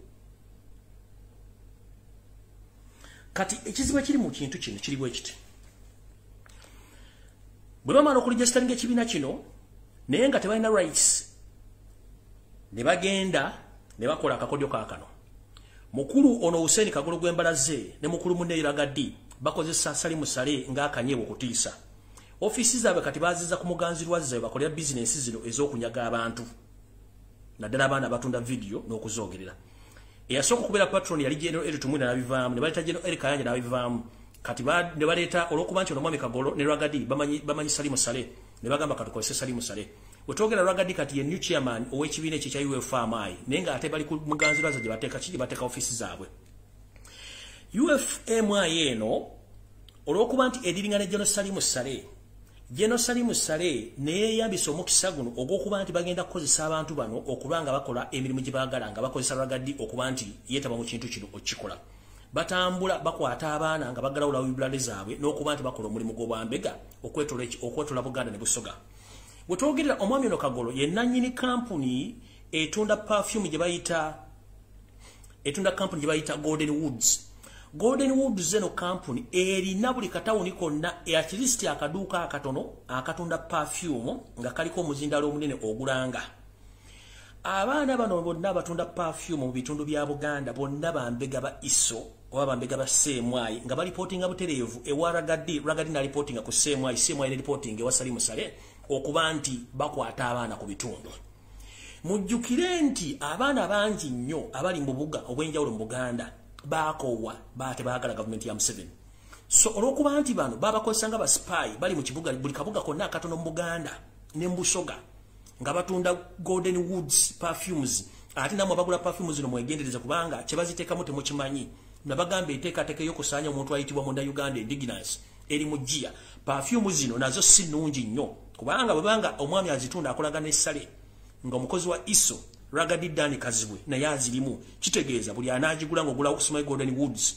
ojja kuba oluguddemu era ng'olutegeera bulungi wetwogerera omwami ono akozesa abavubuka bano abatunda perfume zino eza Golden Woods eza perfume mu ggwanga mu ddala mu Buganda strictly mu Buganda ne Busoga abavubuka bonna bano bakozi ba ISO ba Semwai kati gwe abaddayo nga beebuuza lwaki bakyakwata abaana mu byalo drones zibakima naddala mu Buganda ne Busoga the reason is Kagolo Ragadi Dani nga bayitamu company ya Golden Woods bano abaana bonna batunda perfume zino bambega ababega do to do baba bayita babeze dot to dot bali mbubuga obuliranyewo okumpi abantu babeera kyangu nnyo ku identifying abaana abagala enkyukakyuka n'abaako wedda era basongako obusonzi nti oyo asula wano oyo asula wali ono asula wano nga bakwata so nno abantu takitegedde mu kitegere bulungi nnyo nti omwami ono Kagolo ng'akolaganira gaddi bakozi ba state era baagala kujja omulimu guno ekintu ekisinga obubi nti woowulira n'odda nti omwami bamuyita Lwagaddi oba bwe bayita Kazibwe Ddaani bayita Kazibwe Ddaani n'owulira ti musajja muganda naye omutima gwalina mufu nina ne story gye nkyanoonyerezaako ku Lwagaddi ono naye nja kufuna ebbanga ly'omaze mu music industry wavaako dda nga ba Emperor de Lestarobe but obadde oyingiza ssente empya n'enkadde ng'ate ekimanyi waliwo business eziri ba Don Mafias mu Uganda ddala basalimu sali abatunda enjaga wandibanga oli part of that branch of the mafias who are selling cocaine to Uganda even abroad eyo theory nkyaginoonyerezaako bino twagambye katukobe kuse mu South Africa during the apartheid abantu balina apartheid abaddugavu abasinga bakolanga ne government z'abazungu okutta abaddugavu bannaabwe kyabatukako mwakimanya Lwagaddi Ddaani Kazibwe bw'oba weegasse neyo seeri omunyarwanda ne Salimu Sale muyimirize bizinesi z'abaana abaganda bannayuganda bafuna 10 mu mirimu gye beetandikiddwa nga tebasabye looni jjajja tugenda kufa naawe ate ng'oli mbega abaana bannayuganda bavundira mu makomera abalala battibwa lwakuba nti mwateeka buli wamu bamutedde wa mbega ngenze maaso abakozi bonna abakola mu kikampuni ekyo ekitunda perfume kye bayita Golden Woods ekya mukulu oyo bonna bambega nkibategeezezza bulungi kya mwami Kagolo omwami ono Lwagaddi mbawagambye bulungi ti mukozi wa state era alipotinga bulungi ku CMI abaana bonna bakwatibwa essaawa zino mukitegere bulungi nnyo ani abakwasisa era mu abaana bali mu byalo eyo nga mugula perfume zino mumanye abantu abatunda perfume ezo bonna bambega era Kagolo n'omwami Lwagaddi bakola akakodyo kamubwe kati bamanya nti ebintu bakola bya kiyaaye tebalina rights zisobola kuganda bannayuganda bavijje kwogerera video ngwira ne bayita mu kitongole ekya Uganda Communications Commission okustopinga television zonna eziri mu Uganda ezizanya firimu enjogereza abavijje mu Uganda balemeziziraga ebbaluwa bagiwandiika naye ate ne baleka TV ezimu nga ziraga firimu ezenguyira naye nga sinjogerere nga baziraga nenga main target yaabwe yakojoba vijje bano mujjukire nti bavijje bano betugenze mu kawuluka nakakasamembe gye buvuddeko eyo bavijje abadde bakola bu video obulaga Uganda gyeraga ne gyevudde n'ebikolobero Museveni byabadde akola kino kyanyiza General Salimu Sale ne muganda we Yosete Wasanu tano wakalichezi kwe kuyingiza abantu bano mulimu guno okucyankalanya bavijje okwagala batta no bamalawo wetwogerera ekitongole kya Uganda Communication Commission kyawandikira television izo nabu Uganda kizigamba temuddamu kuzanya video zo nezabavijje nga muzanya ku TV naye nga tezze zitali njogerere zo bazireseeko kino bakikoze batya tugenze mu maaso muluno lwe bagenda eggulu gy'obeera nti eggulu yatandikawo ensi Uganda ne batwala ebi proposal byabwe omukulu Lwagaddi Ddaani Kazibwe yagende wa General Salimu Sale n'amuwa obukadde 8 bweddu nga bayita mbuno bu project obw'ekiyaaye sente zino bwe zaamuweebwa n'asalawo ajje bakole okuba nti bagenda kukola omulimu guno bakutuukirize bulungi nnyo wetwogerera omukulu ono yamala okufuna sente zino yakwatagana mwami Kagolo ne batandika okugabana ensimbi zino nga bataddewo obukampuni obwekimpatiira ne bayayi bannaabwe gye mwonawulira nga ne UCC mweri tugenze mu maaso mu bantu abala bayingiza mulimu guno mulimu baggayi basatu abali mulimu guno ogw'okujja video firimu enjogerere n'okujja video engwira okuba nti bano abavijje abakoze omulimu guno okusanyusa n'okulabula bannayuganda babajja mulimu guno mulimu omwami gwe bayita Lordman Nsubuga mulimu omwami gwe bayita Teba ne gwe bayita Gerard Serunjoji be basajja basatu abalina bukampuni buno buli bubiri wammanga abasajja bana basatu kuliko Uganda Film Network ne Uganda Film Council buno bukampuni nawo bwa kiyaaye kubanga abasajja bano tekuli munoomu yazanyayo firimu wadde okuzanyayo kachina akukka ne bali mu mulimu gw'okuzanyawo industry ya movie ebadde kutta akatinga buli muntu asobola okwetandikawo business nga talina amukubye ku mukono kubanga bw'otandikawo edduuka State Council gisasula license naye abaami bano basaze bakole ekintu kino bano abaami bamala okukwatagana Lwagaddi Ddaani Kazibwe basajja bana basatu ne batandika obu companies okutandika okuchunya bannayuganda bonna abali mu bulembe mu mulimu guno. Bano bakwatibwako ne begatibwako n'omwami gwe bayita Medical Gwa ono ng'omu ku mukungu mu kitongole ekya Uganda Communications Commission. Medical Gwa ono n'afuna ku bukadde buli 8 ne bayita mu Uganda Communication Commissions ne bawandikayo ebbaluwa kubanga etteeka lyali lisoma nti Uganda Communications Commission yali teina rights nakati era tebalina rights egaana munnayuganda yenna kutunda video ngwira oba kugivuna giza mulimu abayagadde nga akawaii tekaliiwo okujjawo nga waliwo endagaano eri gye mbagambye nti ebeva mu Netflix obeva mu Hollywood obeva Nigeria endagaano bawe kiba kitegeeza nti waliwo ba agent ba companies ezo bwe bateriwo ne Uganda Communication Commission terina lukusa olw'okuba nti enguzi mu Uganda nyingi nnyo. Bano Ragadi ne Kagolo nga bafunye sente za Salimu Salobu kadulundana bakwata sente baziwa Medical Golo ona Medical Gwa akola mu Uganda Communication Commissions ne bawandika ebbaluwa ne bawandise ne bagitegeeza TV ne radio stations obutaddamu kuzanya filimu ezo njogerere ku TV stations ezo era ne ziwerebwa ne babagamba nti bademba okuzanya filimu zitali njogerere ku TV zabera zikyagenda maaso ne ze njogerere bazijjewo ng'omulimu guno baagala gujja mba na Uganda bano bakusaanyeewo. Mu kino bwe kyamaze okukolebwa bane bagenda maaso okustopinga ebintu bino naye ekyembi ekiriwo bano nno bwe batuusaawo ne bakola ekyajabu kyekiriwa muno mulimu n'okugenda okufiirwa obulamu whereby nti omwami ono Kagolo Ragadi bakola office ku Muganzirwazza. Office eno ekulibwa CEO ayitibwa Nabbanja Jane ye CEO owa UMFI nenga Ragadi ye boss. Bano nno be bantu abagenda nga baduumira ebikoosi ebisindika police mu library mu bibanda oba ne mu bitundu byonna ebya Busoga ne Buganda okuba nti baggalawo library z'abantu okuwamba ebintu by'abantu nenga bwe babuuza mu tteeka ettuufu mu bakolera ekintu kino teririiyo kubanga tebalina lukusa. Awo nno ennamusabu yatuuse ku nnyooge abasajja bano olw'okuba nti bakikola mu mankwetu nga tekiri mu mateeka yensonga lwaki omuntu bw'oba ogenda okukwata omuntu omubuulira nti waziza omusango bwe guti okusinziira mu kawaayiro k'etteeka bwe liti era oteteekeddwa kukola bwe kiti. Teri muntu wa library gwe baali bakutte ne bamusomera etteeka lyamenye kubanga bakimanyi bulungi nnyo tebalina rights za video zino firimu engwira bo bakikola mu bumenyi bw'abateeka.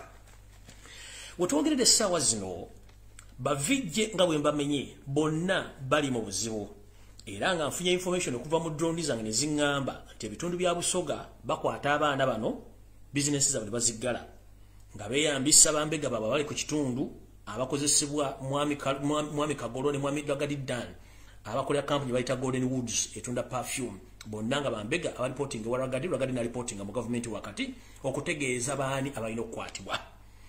Abantu bano bwe bakwatibwa batwalibwako ebintu byonna era nga tebibaddizibwa okujjako bajjako ensimbi.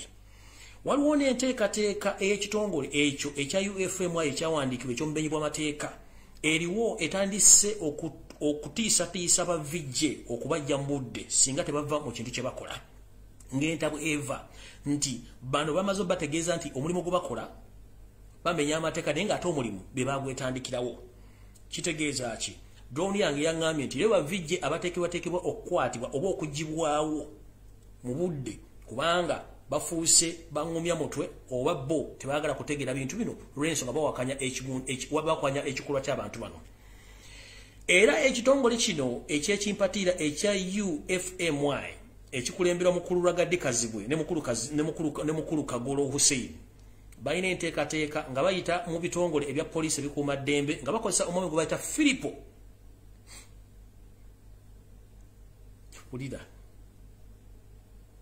Kulira ehangani bamuyita Filipo ehangani era n'oluno Munyarwanda balina enteekateeka mutayika drone zange ezerabyeko nga baagala okutuusa oba okukwata batuuse obulabe ku bantu bano wammanga. Muno mwe muli Vijje Junior Incredible ne mbaamu Vijje Moon wamu ne mwana mulenzi gwe bayita Vijje Saukanli obono yaani bana balenzi muyina amanya. Drone yange amanya gerabyeko agagala okutuusibwako obulabe olw'okuba nti bawakanya ebintu bino nga babuuzizza amateeka mu bayita nga bagenda kukosa omwami gwe bayita Philip Izihangani ono ali mu bitongole bikuuma ddembe bagala kutuusa obulabe oba kwata bavijje bano wammanga omuli vijje Moon omuli vijje Junior the incredible nembaamu n'omulano gwe bayita simanyi Shaukanli ono mu China mu Uganda kati bano bamulira nga batuusibwako ebizibu bino temubuuza kye kigenda maaso naye ng'omulimu guno gwonna ogukolebwa ekisookera ddala tudde mazima matuufu movie industry mu Uganda tetusobola competing na international movies kyekisooka ekyokubiri abantu bano batandika emirimu ku ssente zaabwe oli nagula library n'asubula video n'agera n'agula amplifier n'agula TV n'atunda film tomuwadde capital n'asasula license ya state council emulaga edduuka walina otteeka ezo rights azirinda era gavumenti abagiwadde omusolo kati mukulu Kagolo mukulu Ragadi Dani ne mukama wa Salimu Sale mujjawo olukusa olujja lukwata ebintu by'abana abantu mbitwale mutandike no bagula kemisango nga temulina lukusa kuva mu Netflix oba mu Hollywood oba India mu Bollywood oba Nigeria mu Nollywood oba ne South Korea ewava film mulina lukusa ki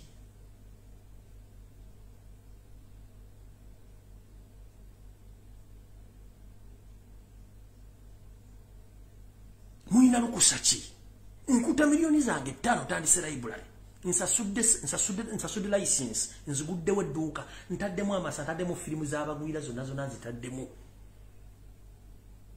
okitegeera ntandise zitunda olwo kimenya mateeka naye gwajja okunkwata onkwatira mu kawaayiro ki ondaze etteeka mu nkwatira olina rights z'ebintu bino singa mubadde mulina rights kyandibadde kalekaleko naye temulina rights lwaki mukwata bannayuganda bano babatandikidde kizibu ki ekiri mabega wa kino kiriwo ekiti ng'enteekateeka ey'okwavuwaza bannayuganda bweri na buli muntu yenna atandisewo omulimu osobola otandikawo omulimu omuntu omulala gye n'agweyingizaamu n'agukutwalako already kiri mu nteekateeka okwavuwaza abaana bannayuganda naddala mu Buganda ne mu Busoga era kyatandise buli lwakwata omwana bamuggyako ebyuma bino bamuggyako firimu n'omusaba ne ssente ez'okumugya mu kkomera kiba kitegeeza bizinesi ekoze ki naye nga oyo si yagimutandikidde agiggadde si yagimutandikidde talina right oba talina copyright ya video eva mu India talina copyright video eva South Korea talina copyright video eva Nigeria oba mu Netflix oba mu Hollywood mu America n'ensi endala ezannya firimu kati mukulu Kagolo bino bye tulwanyisa mu nsi nzikiriza nnyo mu mateeka naye njagala UCC na buno bufeke companies bataddewo mulage ensi yonna mugende ku TV muzirage corporates mulina ku foreign movies bwe muziraga ezo corporate nga muzira ziva mu Netflix mu Hollywood mu Nollywood mu Bollywood nja kujjambulira ensi nti you have right era muve ku mukujjako emirimu gy'abannayuganda gye beetandikiddewo enkola y'okwavuwaza abannayuganda n'okubajja mirimu twagikoowa nkiddamu mwenna bavijje abali mu Uganda wadde batiisatiiso batta mulina right esobola okweterawo ekibiina kyamakubo guno mulimu gwammwe ne mutuula ne musetinga ekintu kyammwe temusiitiisibwa guno mulimu mwagutandikawo kati bano abantu bwe mulaba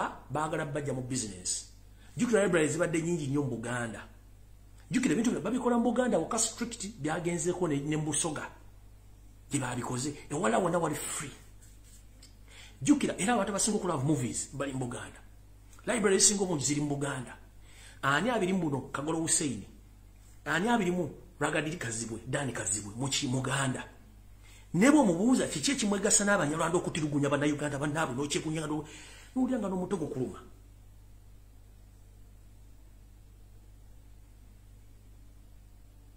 n'olyanga omutego kuluma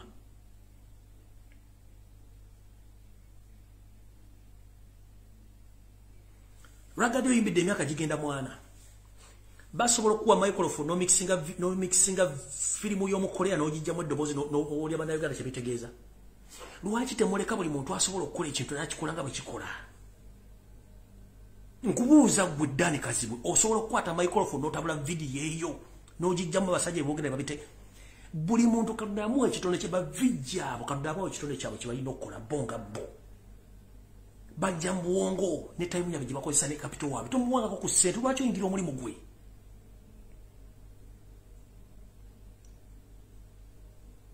kasitente ensetegedde mwaba eno information mwagana ebire ku radio mwagana ebire ku TV abantu mwagala batta mubbi ebintu by'abantu bimaze ensingira ze ebintu bino Ragadi Dane Kazibwe weeyita nnyo w'amaanyi naye ngensi tekumanyi eno message njagala egende ba artist mwena mu Uganda bobo kyagala obulambo stop dealing with the Ragadi Dane Kazibwe is a state agent is an ISO agent kyonna kyemwogera mu meeting a reporting a direct mu ISO ne wa Salimu Sale.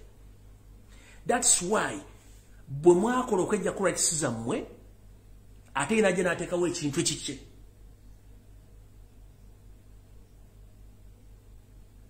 yoyogo mutamanyi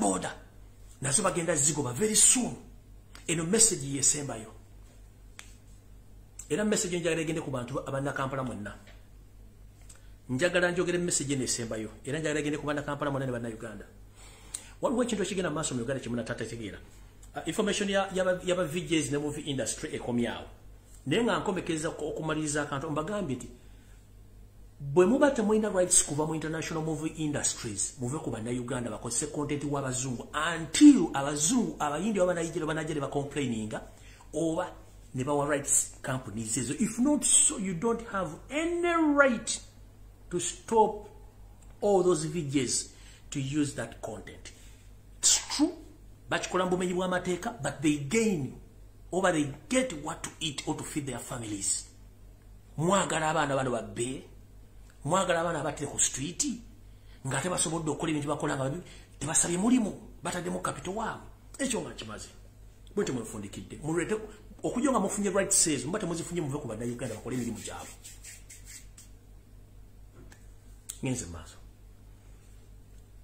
ndabyeko olwaliro retired Colonel Kiza Besigye Kifeefe ng'ali ku kitebe kya Jema ayogera ebigambo bitakwatagana awo bw'omutwalinga ekkonkome likubiddwa enkuba simanyi ekibiina kyabwe simanyi kya front card kigenda kutalaga ggwanga lyonna. Kiza Besigye tukusaba kwata engalabi yo n'obulimaawa bwo gende wammwe lukwingiri gy'oba okolera kasasireyo mukoze ebikolobero ku baana Abaganda for 36 years we've been keeping quiet mukola rubbish wammwe nakasi mumukola mu Buganda we are tired of that nonsense. Kwata bikadi byo ne Banyarwanda banno mugende mu bitandikire tukungiranya nayo si wammwe.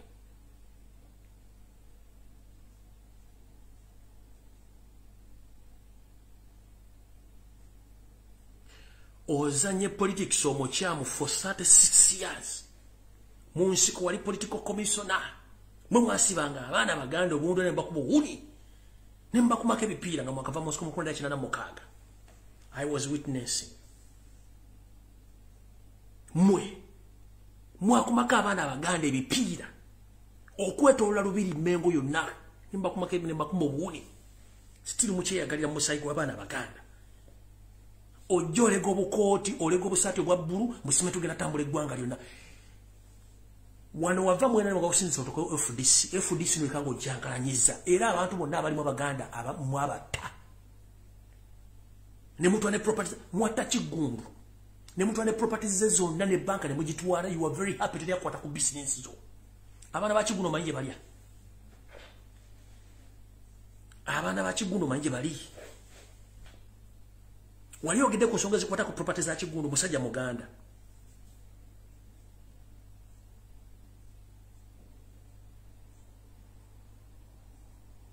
oli kukyagulanya oli mempindi ku mabega n'otunya omusajja omukulu Lukwago kati let me be open mbasomeseza Lukwago from A up to Z mu manyi era namubabuulira right now omwami oyo teri kintu kifuluma mu Kampala nga si yakisayininzeeko. Let me tell you this okugobwa kw'abantu bonna babadde basuubulira mu Kampala abadde batundira ku nguudo n'abadde batundira ku mbalaza Lukwago yasayininga ebbaluwa n'efuluma n'afuna sente ze. Okugobwa kw'abatembeyi mu Kampala n'ebitundu ebirala omwami yasayininze n'afuna sente ze. okugoba kwa boda boda already ya signing buli kimu kya signingibwa dda. Okugoba taxi mu Kampala Lukwago ya signinga dda. Okutunda akatale ke wa Kiseko okawa kano mujenyi n'obakolo buvuyo sima kubadiza bana Uganda. It was Lukwago himself ya signing papo lezitunda akatale ke wa Kiseka. N'okukyusa biwandiiko kale bwa cement bwa bala bakaguze sima bago baba basuzu. It is Lukwago himself tebabalimba. Ekyo kirako n'obujulizi. Tugenze konsomya dala. Omwami oyo kada wa NRM openly controller we yetandikano kiza Besigye. Wotwogerere saaziro bakansala banupa basinga obungi. Abamu yabasenze bave mu Robert Kyagulanyi Center. Abalaya balemesezza emirimu egy'okukola. To the extent abalemereddwa ayinza okusibira mu kkomera.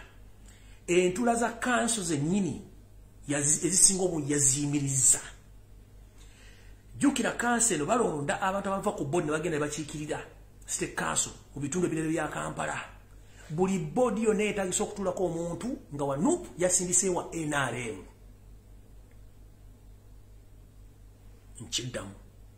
Waliwo board ezitulwako ba councillors ezisalirawo ebintu ebimu nga institutions.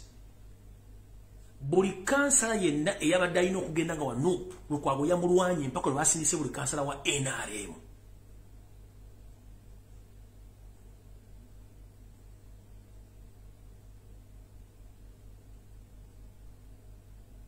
Ye mwami oyo yeyita Lukwago. Njagala babuuze. Ku myaka egigenda mu 10 gyabadde nga mmeya kiki kyazimbe mu Kampala?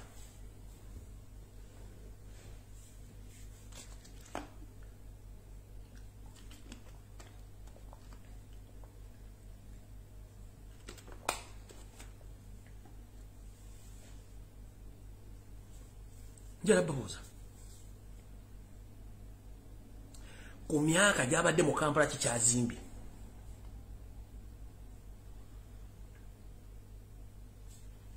Kati kambazanyire voice note no mujuli mutegere mu 7 yani. Yegendo sembayo. Mujulize eyinza okuba dakika nga 5. Jala mujulize bulungi mutegere mu 7 yani.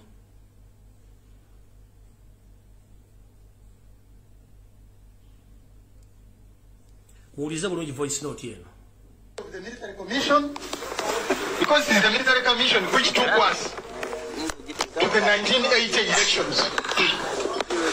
Now in between there. I've mentioned the Ankole Muslim massacres. Those Muslims are not accounted for. The Ugandan professionals of 1979, nobody mentions them. I have mentioned a surveyor, Boniface Kaija Katuramu, who had an office at Bauman House. He was killed at his home in Malcolm X, Kororo. This Kavaka Mutebizi Kasim. Matovu, you know Matovu Biatike, who was the former MP in Tebe. But his brother, David Matovu, he was working with Uganda Breweries, a cousin of the Kabaka, was also killed in 1979. So many doctors, so many professionals to portray that the certain government in power at that time had failed. So when you see these things being done, to shift the blame to another, don't be surprised. They are not new. It is the practice. The Director of Training and Operations in the Army, Lieutenant Colonel John Ruhinda, Sandhurst trained from Cheizova, Bushenyi district. You have the command of the army, Tito Kello. You have the chief of staff for Ito Jok. You have the director of training and operations, Lieutenant Colonel Ruhinda. I've told you there was a screening of the forces which took place in Kabamba. Because foreigners had over 10,000 troops. The unfortunate part of it, Freddy Gisa Luijema was dismissed from the Uganda National Liberation Army because he was not a citizen. I want you to know it. He remained here at the public house as a driver of the Minister of State for Defense. You see, they always Who was the composition of that Basi Anatali Kaba? Some of us know those names, but we may not mention them today. Then eventually they went to rebellion. 5 years, Gisa Rijama, RAO 15 comes back when the Museveni is being sworn in at parliamentary buildings on the 29th of January 1986. The topmost commander was RAO 15, Fred Gisa Rijama. Deputy Commander, NRA. Tumwina was not there. Nobody should tell you a lie. He had participated in the peace talks in Nairobi. But now when we were swearing Museveni in Kampala, I didn't see him. At least I saw Rijama putting on a prison's cap. With my own eyes, Museveni being sworn in at the parliamentary steps. The opening parliamentary steps. So the topmost commander was Rijama. In the reshuffle, another reshuffle, he becomes the Deputy Minister of Defense. In another reshuffle and whatever, he goes to his country.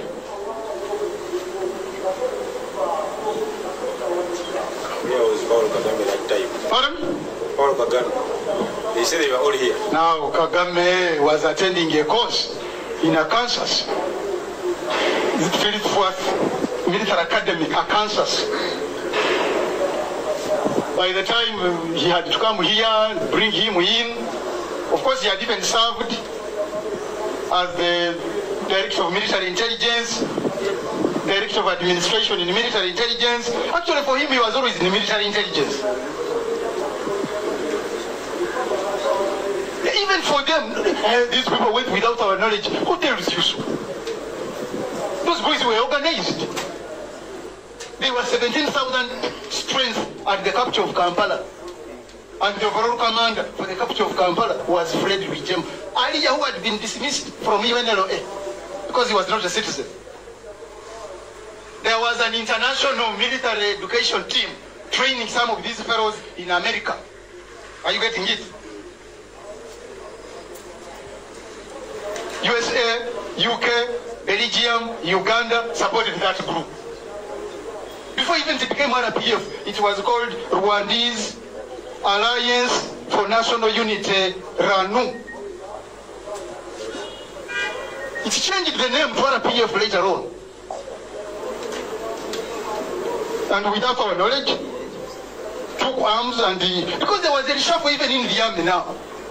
In 1989, I've told you, even those who were with this lion, who were not trusted, they were even removed. I can even tell you, there were army officers who were not trusted, who didn't even reach Kampala. January of 1986. Senior commanders didn't even reach Kampala. I'm told of Ahmad Seguya. RAO 11 Ahmad Seguya, the first commander of NRA, didn't reach Kampala. As others 82. These were well-trained foreigners officers, trained from Chabora, Nachingwea Military Academy up to Mozambique. This is the Ahmad Seguya group. And the body was kept at Mulago Hospital. Actually, he was poisoned. He was poisoned. The body was kept at Mulago Hospital. Who was the medical superintendent at that time? Dr. James Makumbi. And many others. They can tell you, oh, Kanyagole, what happened? Dismissed with this place. What happened? I've told you, if you put a bicycle in that garage, it will never become a vehicle. Even if it takes there 10 years, it will remain a bicycle. Now, if those other people can get right and be with us, we move together. It's because this is our country. Many people were fed on deception. Many people were fed on deception. So the reshuffle of 1989 in the army, we're going to see now, because now they are preparing for 1990 exit. 1989 reshuffle. Removed it. Many of the Kashirinji, RAO 40, Charigonza, RAO 35, Chihanda, RAO 23, all those were now removed from the command of the army and replaced by the most trusted ones. who had to prepare for the exit of 1990, April. But anyway, all that happened. What is it that we must now do? Because that's the most important. Don't allow to be fed on lies. Like all these others for the last 50 years. Oh, me, I'm the one who is nice, those ones are bad. Who told you so? Why don't we analyze these people? Post-independent leaders, what happened? Our cream, what is it? Dr. Kayira, now this man is asking me a question. All these powerful people, where are they? They are all killed. They were all killed. And why doesn't the report come out? Where the politicians? Where the academicians? Where the military officers? Where the police officers? The police, can these policemen even investigate themselves? So they think it is somewhere else. This is Muhammad Chirumira. Now you see now, Muhammad Chirumira. He was said the band moving you are going to Kuzita. People take time to know what happened to him when he was in Somalia. This is okay. What happened to him? The Lion of Mogadishu. And then what happens thereafter? Are you still a lion? Just come back and beat people here during elections. That was November. And you did that. Surely, you betray your own people. The Holy Spirit movement. And you turn to these people. You people, I am talking to you. If you betray us and you think you can benefit from the other group, you are lying to yourself. He's located, moved from the other group he was in. He wanted to climb very high, and then they handled him adequately. Amicably. That's the right word actually. Amicably. And the UFM group were they posted in the 62nd Battalion. Destroyed completely Konakilakau. The Kaya people. Major Sirwada here, the eyes blanked out of his head from Luriame Barracks. And who killed him? Why doesn't the report come out? And we are quiet, oh, I will survive. You cannot. Tell us if you are good, if you are clean. You told us Amini was bad. Let me tell you, that book by Chamber of State of Blood, you can't even list. I challenge anybody of you to list 50 people killed during the ministry. Even mention 30. Even mention 10. If the Fronasa guerrillas don't have a hand in it. Because none of them were killed beyond August 1972. Because that's when they attached. And they were driven back. Because Chiwaruka is September 21st, 1972. Having been driven back, they start now hitting strong personalities to tarnish the government. Yes, those ones you can push the other side. As the president, they were accountable. How about these ones now? Who is responsible for these ones? For us, we are good people. How we don't? Who is in charge of the country? The executive authority of Uganda is vested in the president. He's the fountain of honor. He's the commander-in-chief. He's the head of state. He's the head of government. Everything is him. By the way, he has reserved all the powers. You must say, go from the mere. It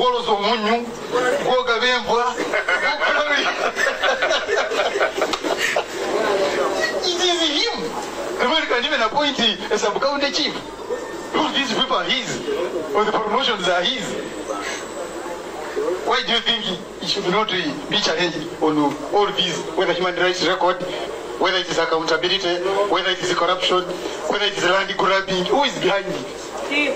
And the brother. Ugandans. So really, we need the front. We need the transition. I must repeat, it has never happened here. No leader has ever prepared a speech, a handover speech to another leader for continuity. They have all been bombed. from Kampala here. Another group comes in, another one comes in, another one comes in. We even get worse. Because they use oral elimination methods. What do you think they don't have?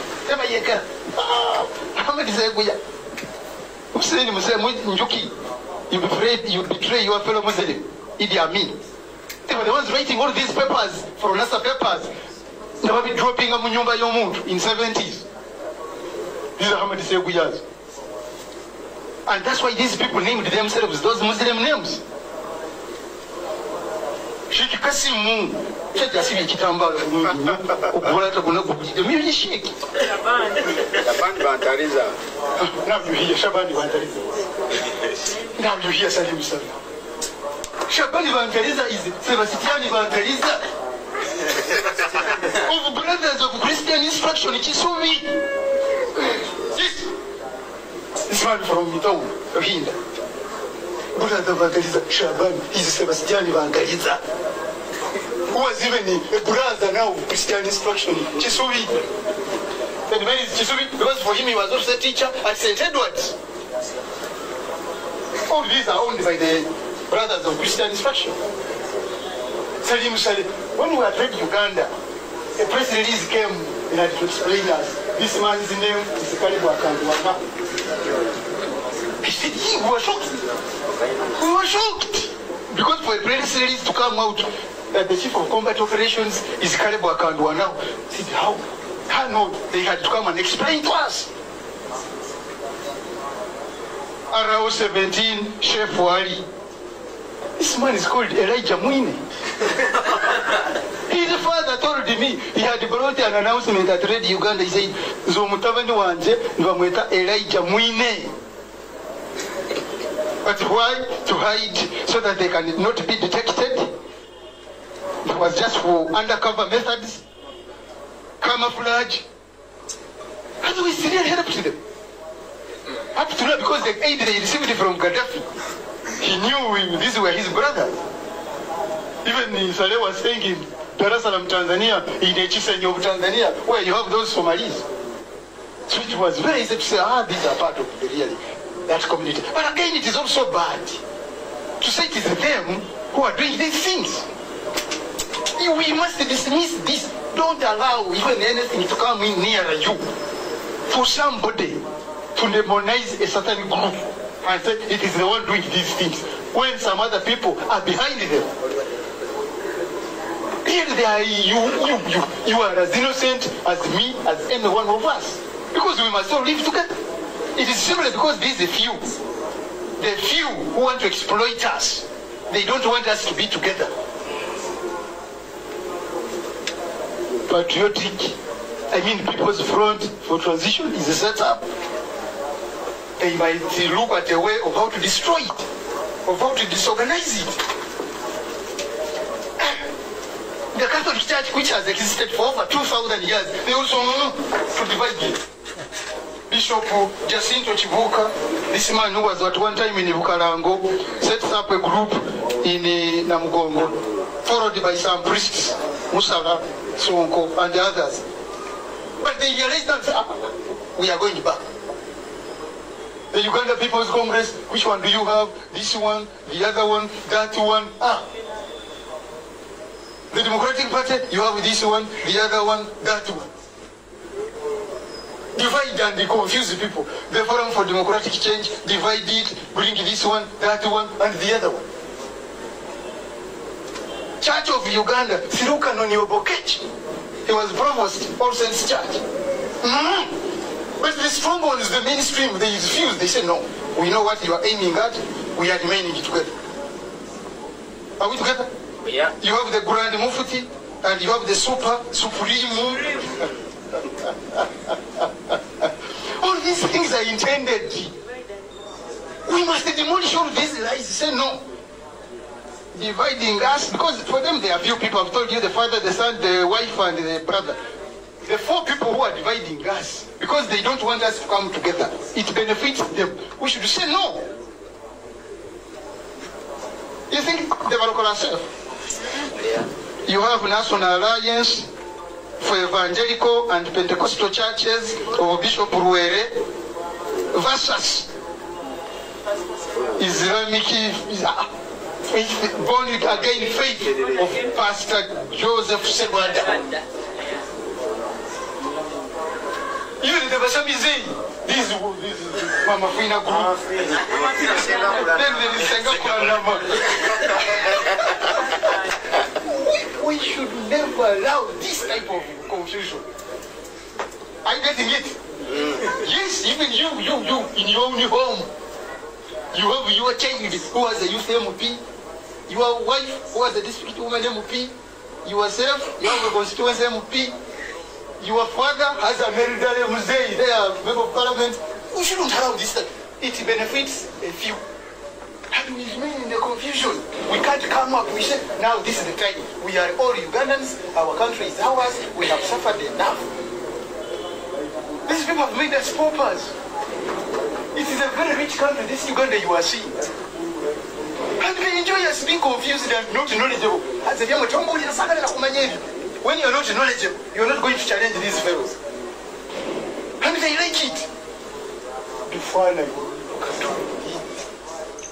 funny thing is, education is mingled.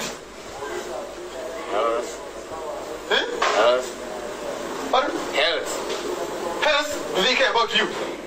They know they're not bothered. Agriculture. Even if you die, they don't care. You're not even a human being. They will go abroad. For them, they will be treated from abroad. They have the money. Why don't they rehabilitate the health infrastructure in this country? Make it expensive. The education infrastructure in this country. Make it expensive such that people cannot afford it. You are creating two classes of people. For you should be a slave, for them they should be masters. What type of people are these ones? Even the people who helped them, they threw them away. Even these ones who are there, I say, you people, me, I normally meet them at the Calais. I say, you think you are part of this group? Yes, what will happen thereafter? So really, colleagues, it was a pleasure having you. The PhD holders, I have ever talked to them. You have mentioned Kaira. I said, but even you, Dr. Kigundu, really, you didn't know this man? Monange. All right. Voice note eno nene. Naye ndoza mufunye ebituufu bijirimu. Omusajja bagambye nekkerezia yennyini yajawulamu. Essaawa zino Kizza Besigye bamuleka n'atandikawo FDC. Bwe yalaba muzimu abagezi bangi n'ateekawo n'agamba nti kati alonze cabinet ye. Cabinet we yagimaze n'emukyankalako kati yaleese red card ye president wa red card. Bwe bati batambula bakola ebintu byabwe ne Kizza Besigye ebintu bye balikuwa ebintu babirimu. Eno voice note bwebanga mujjudde mugenda tegeera omusajja ono yaani. Yensonga lwaki mbaga omusajja bagenda nti akantu akatawanya bali abantu aba bana be bakola kino ekintu kyonna ne bakola diversion ne bakola divide and ne bakola buli kimu mukitegedde bulungi naye nga bakimanyi bulungi nti siba na Uganda kati atayagala kuwulira bintu bino then ojja kunsonyiwa amazima gali nti ne diversion yego muwulira n'okulwana ku muliro okuli mu NUP era Still Museveni yakuteekamu sente teba bakulya sente bw'oba wulidde voice note eno kimanyire nti omuntu ali mu NUP ng'ali mu kulwana na muntu wa NUP Museveni yakikola seetaga kugamba kigambo kirala muwulidde voice note mbagambye ono mulungi nnyo mu kukola divide and rule mubiwulidde bulungi nnyo Kezia ajawulamu Chacha ajawuddemu emizikiti ajawuddemu family azawuddemu abantu abasse n'ateekawo kino kuva mu nsoko baakola ekintu kyangu bakitegese bulungi nnyo naye nga beefudde ti bannayuganda kumbe si bannayuganda kati gwaddawo n'otandika okujja mu sime biki ndi muzibu nnyo kati ongendako mpola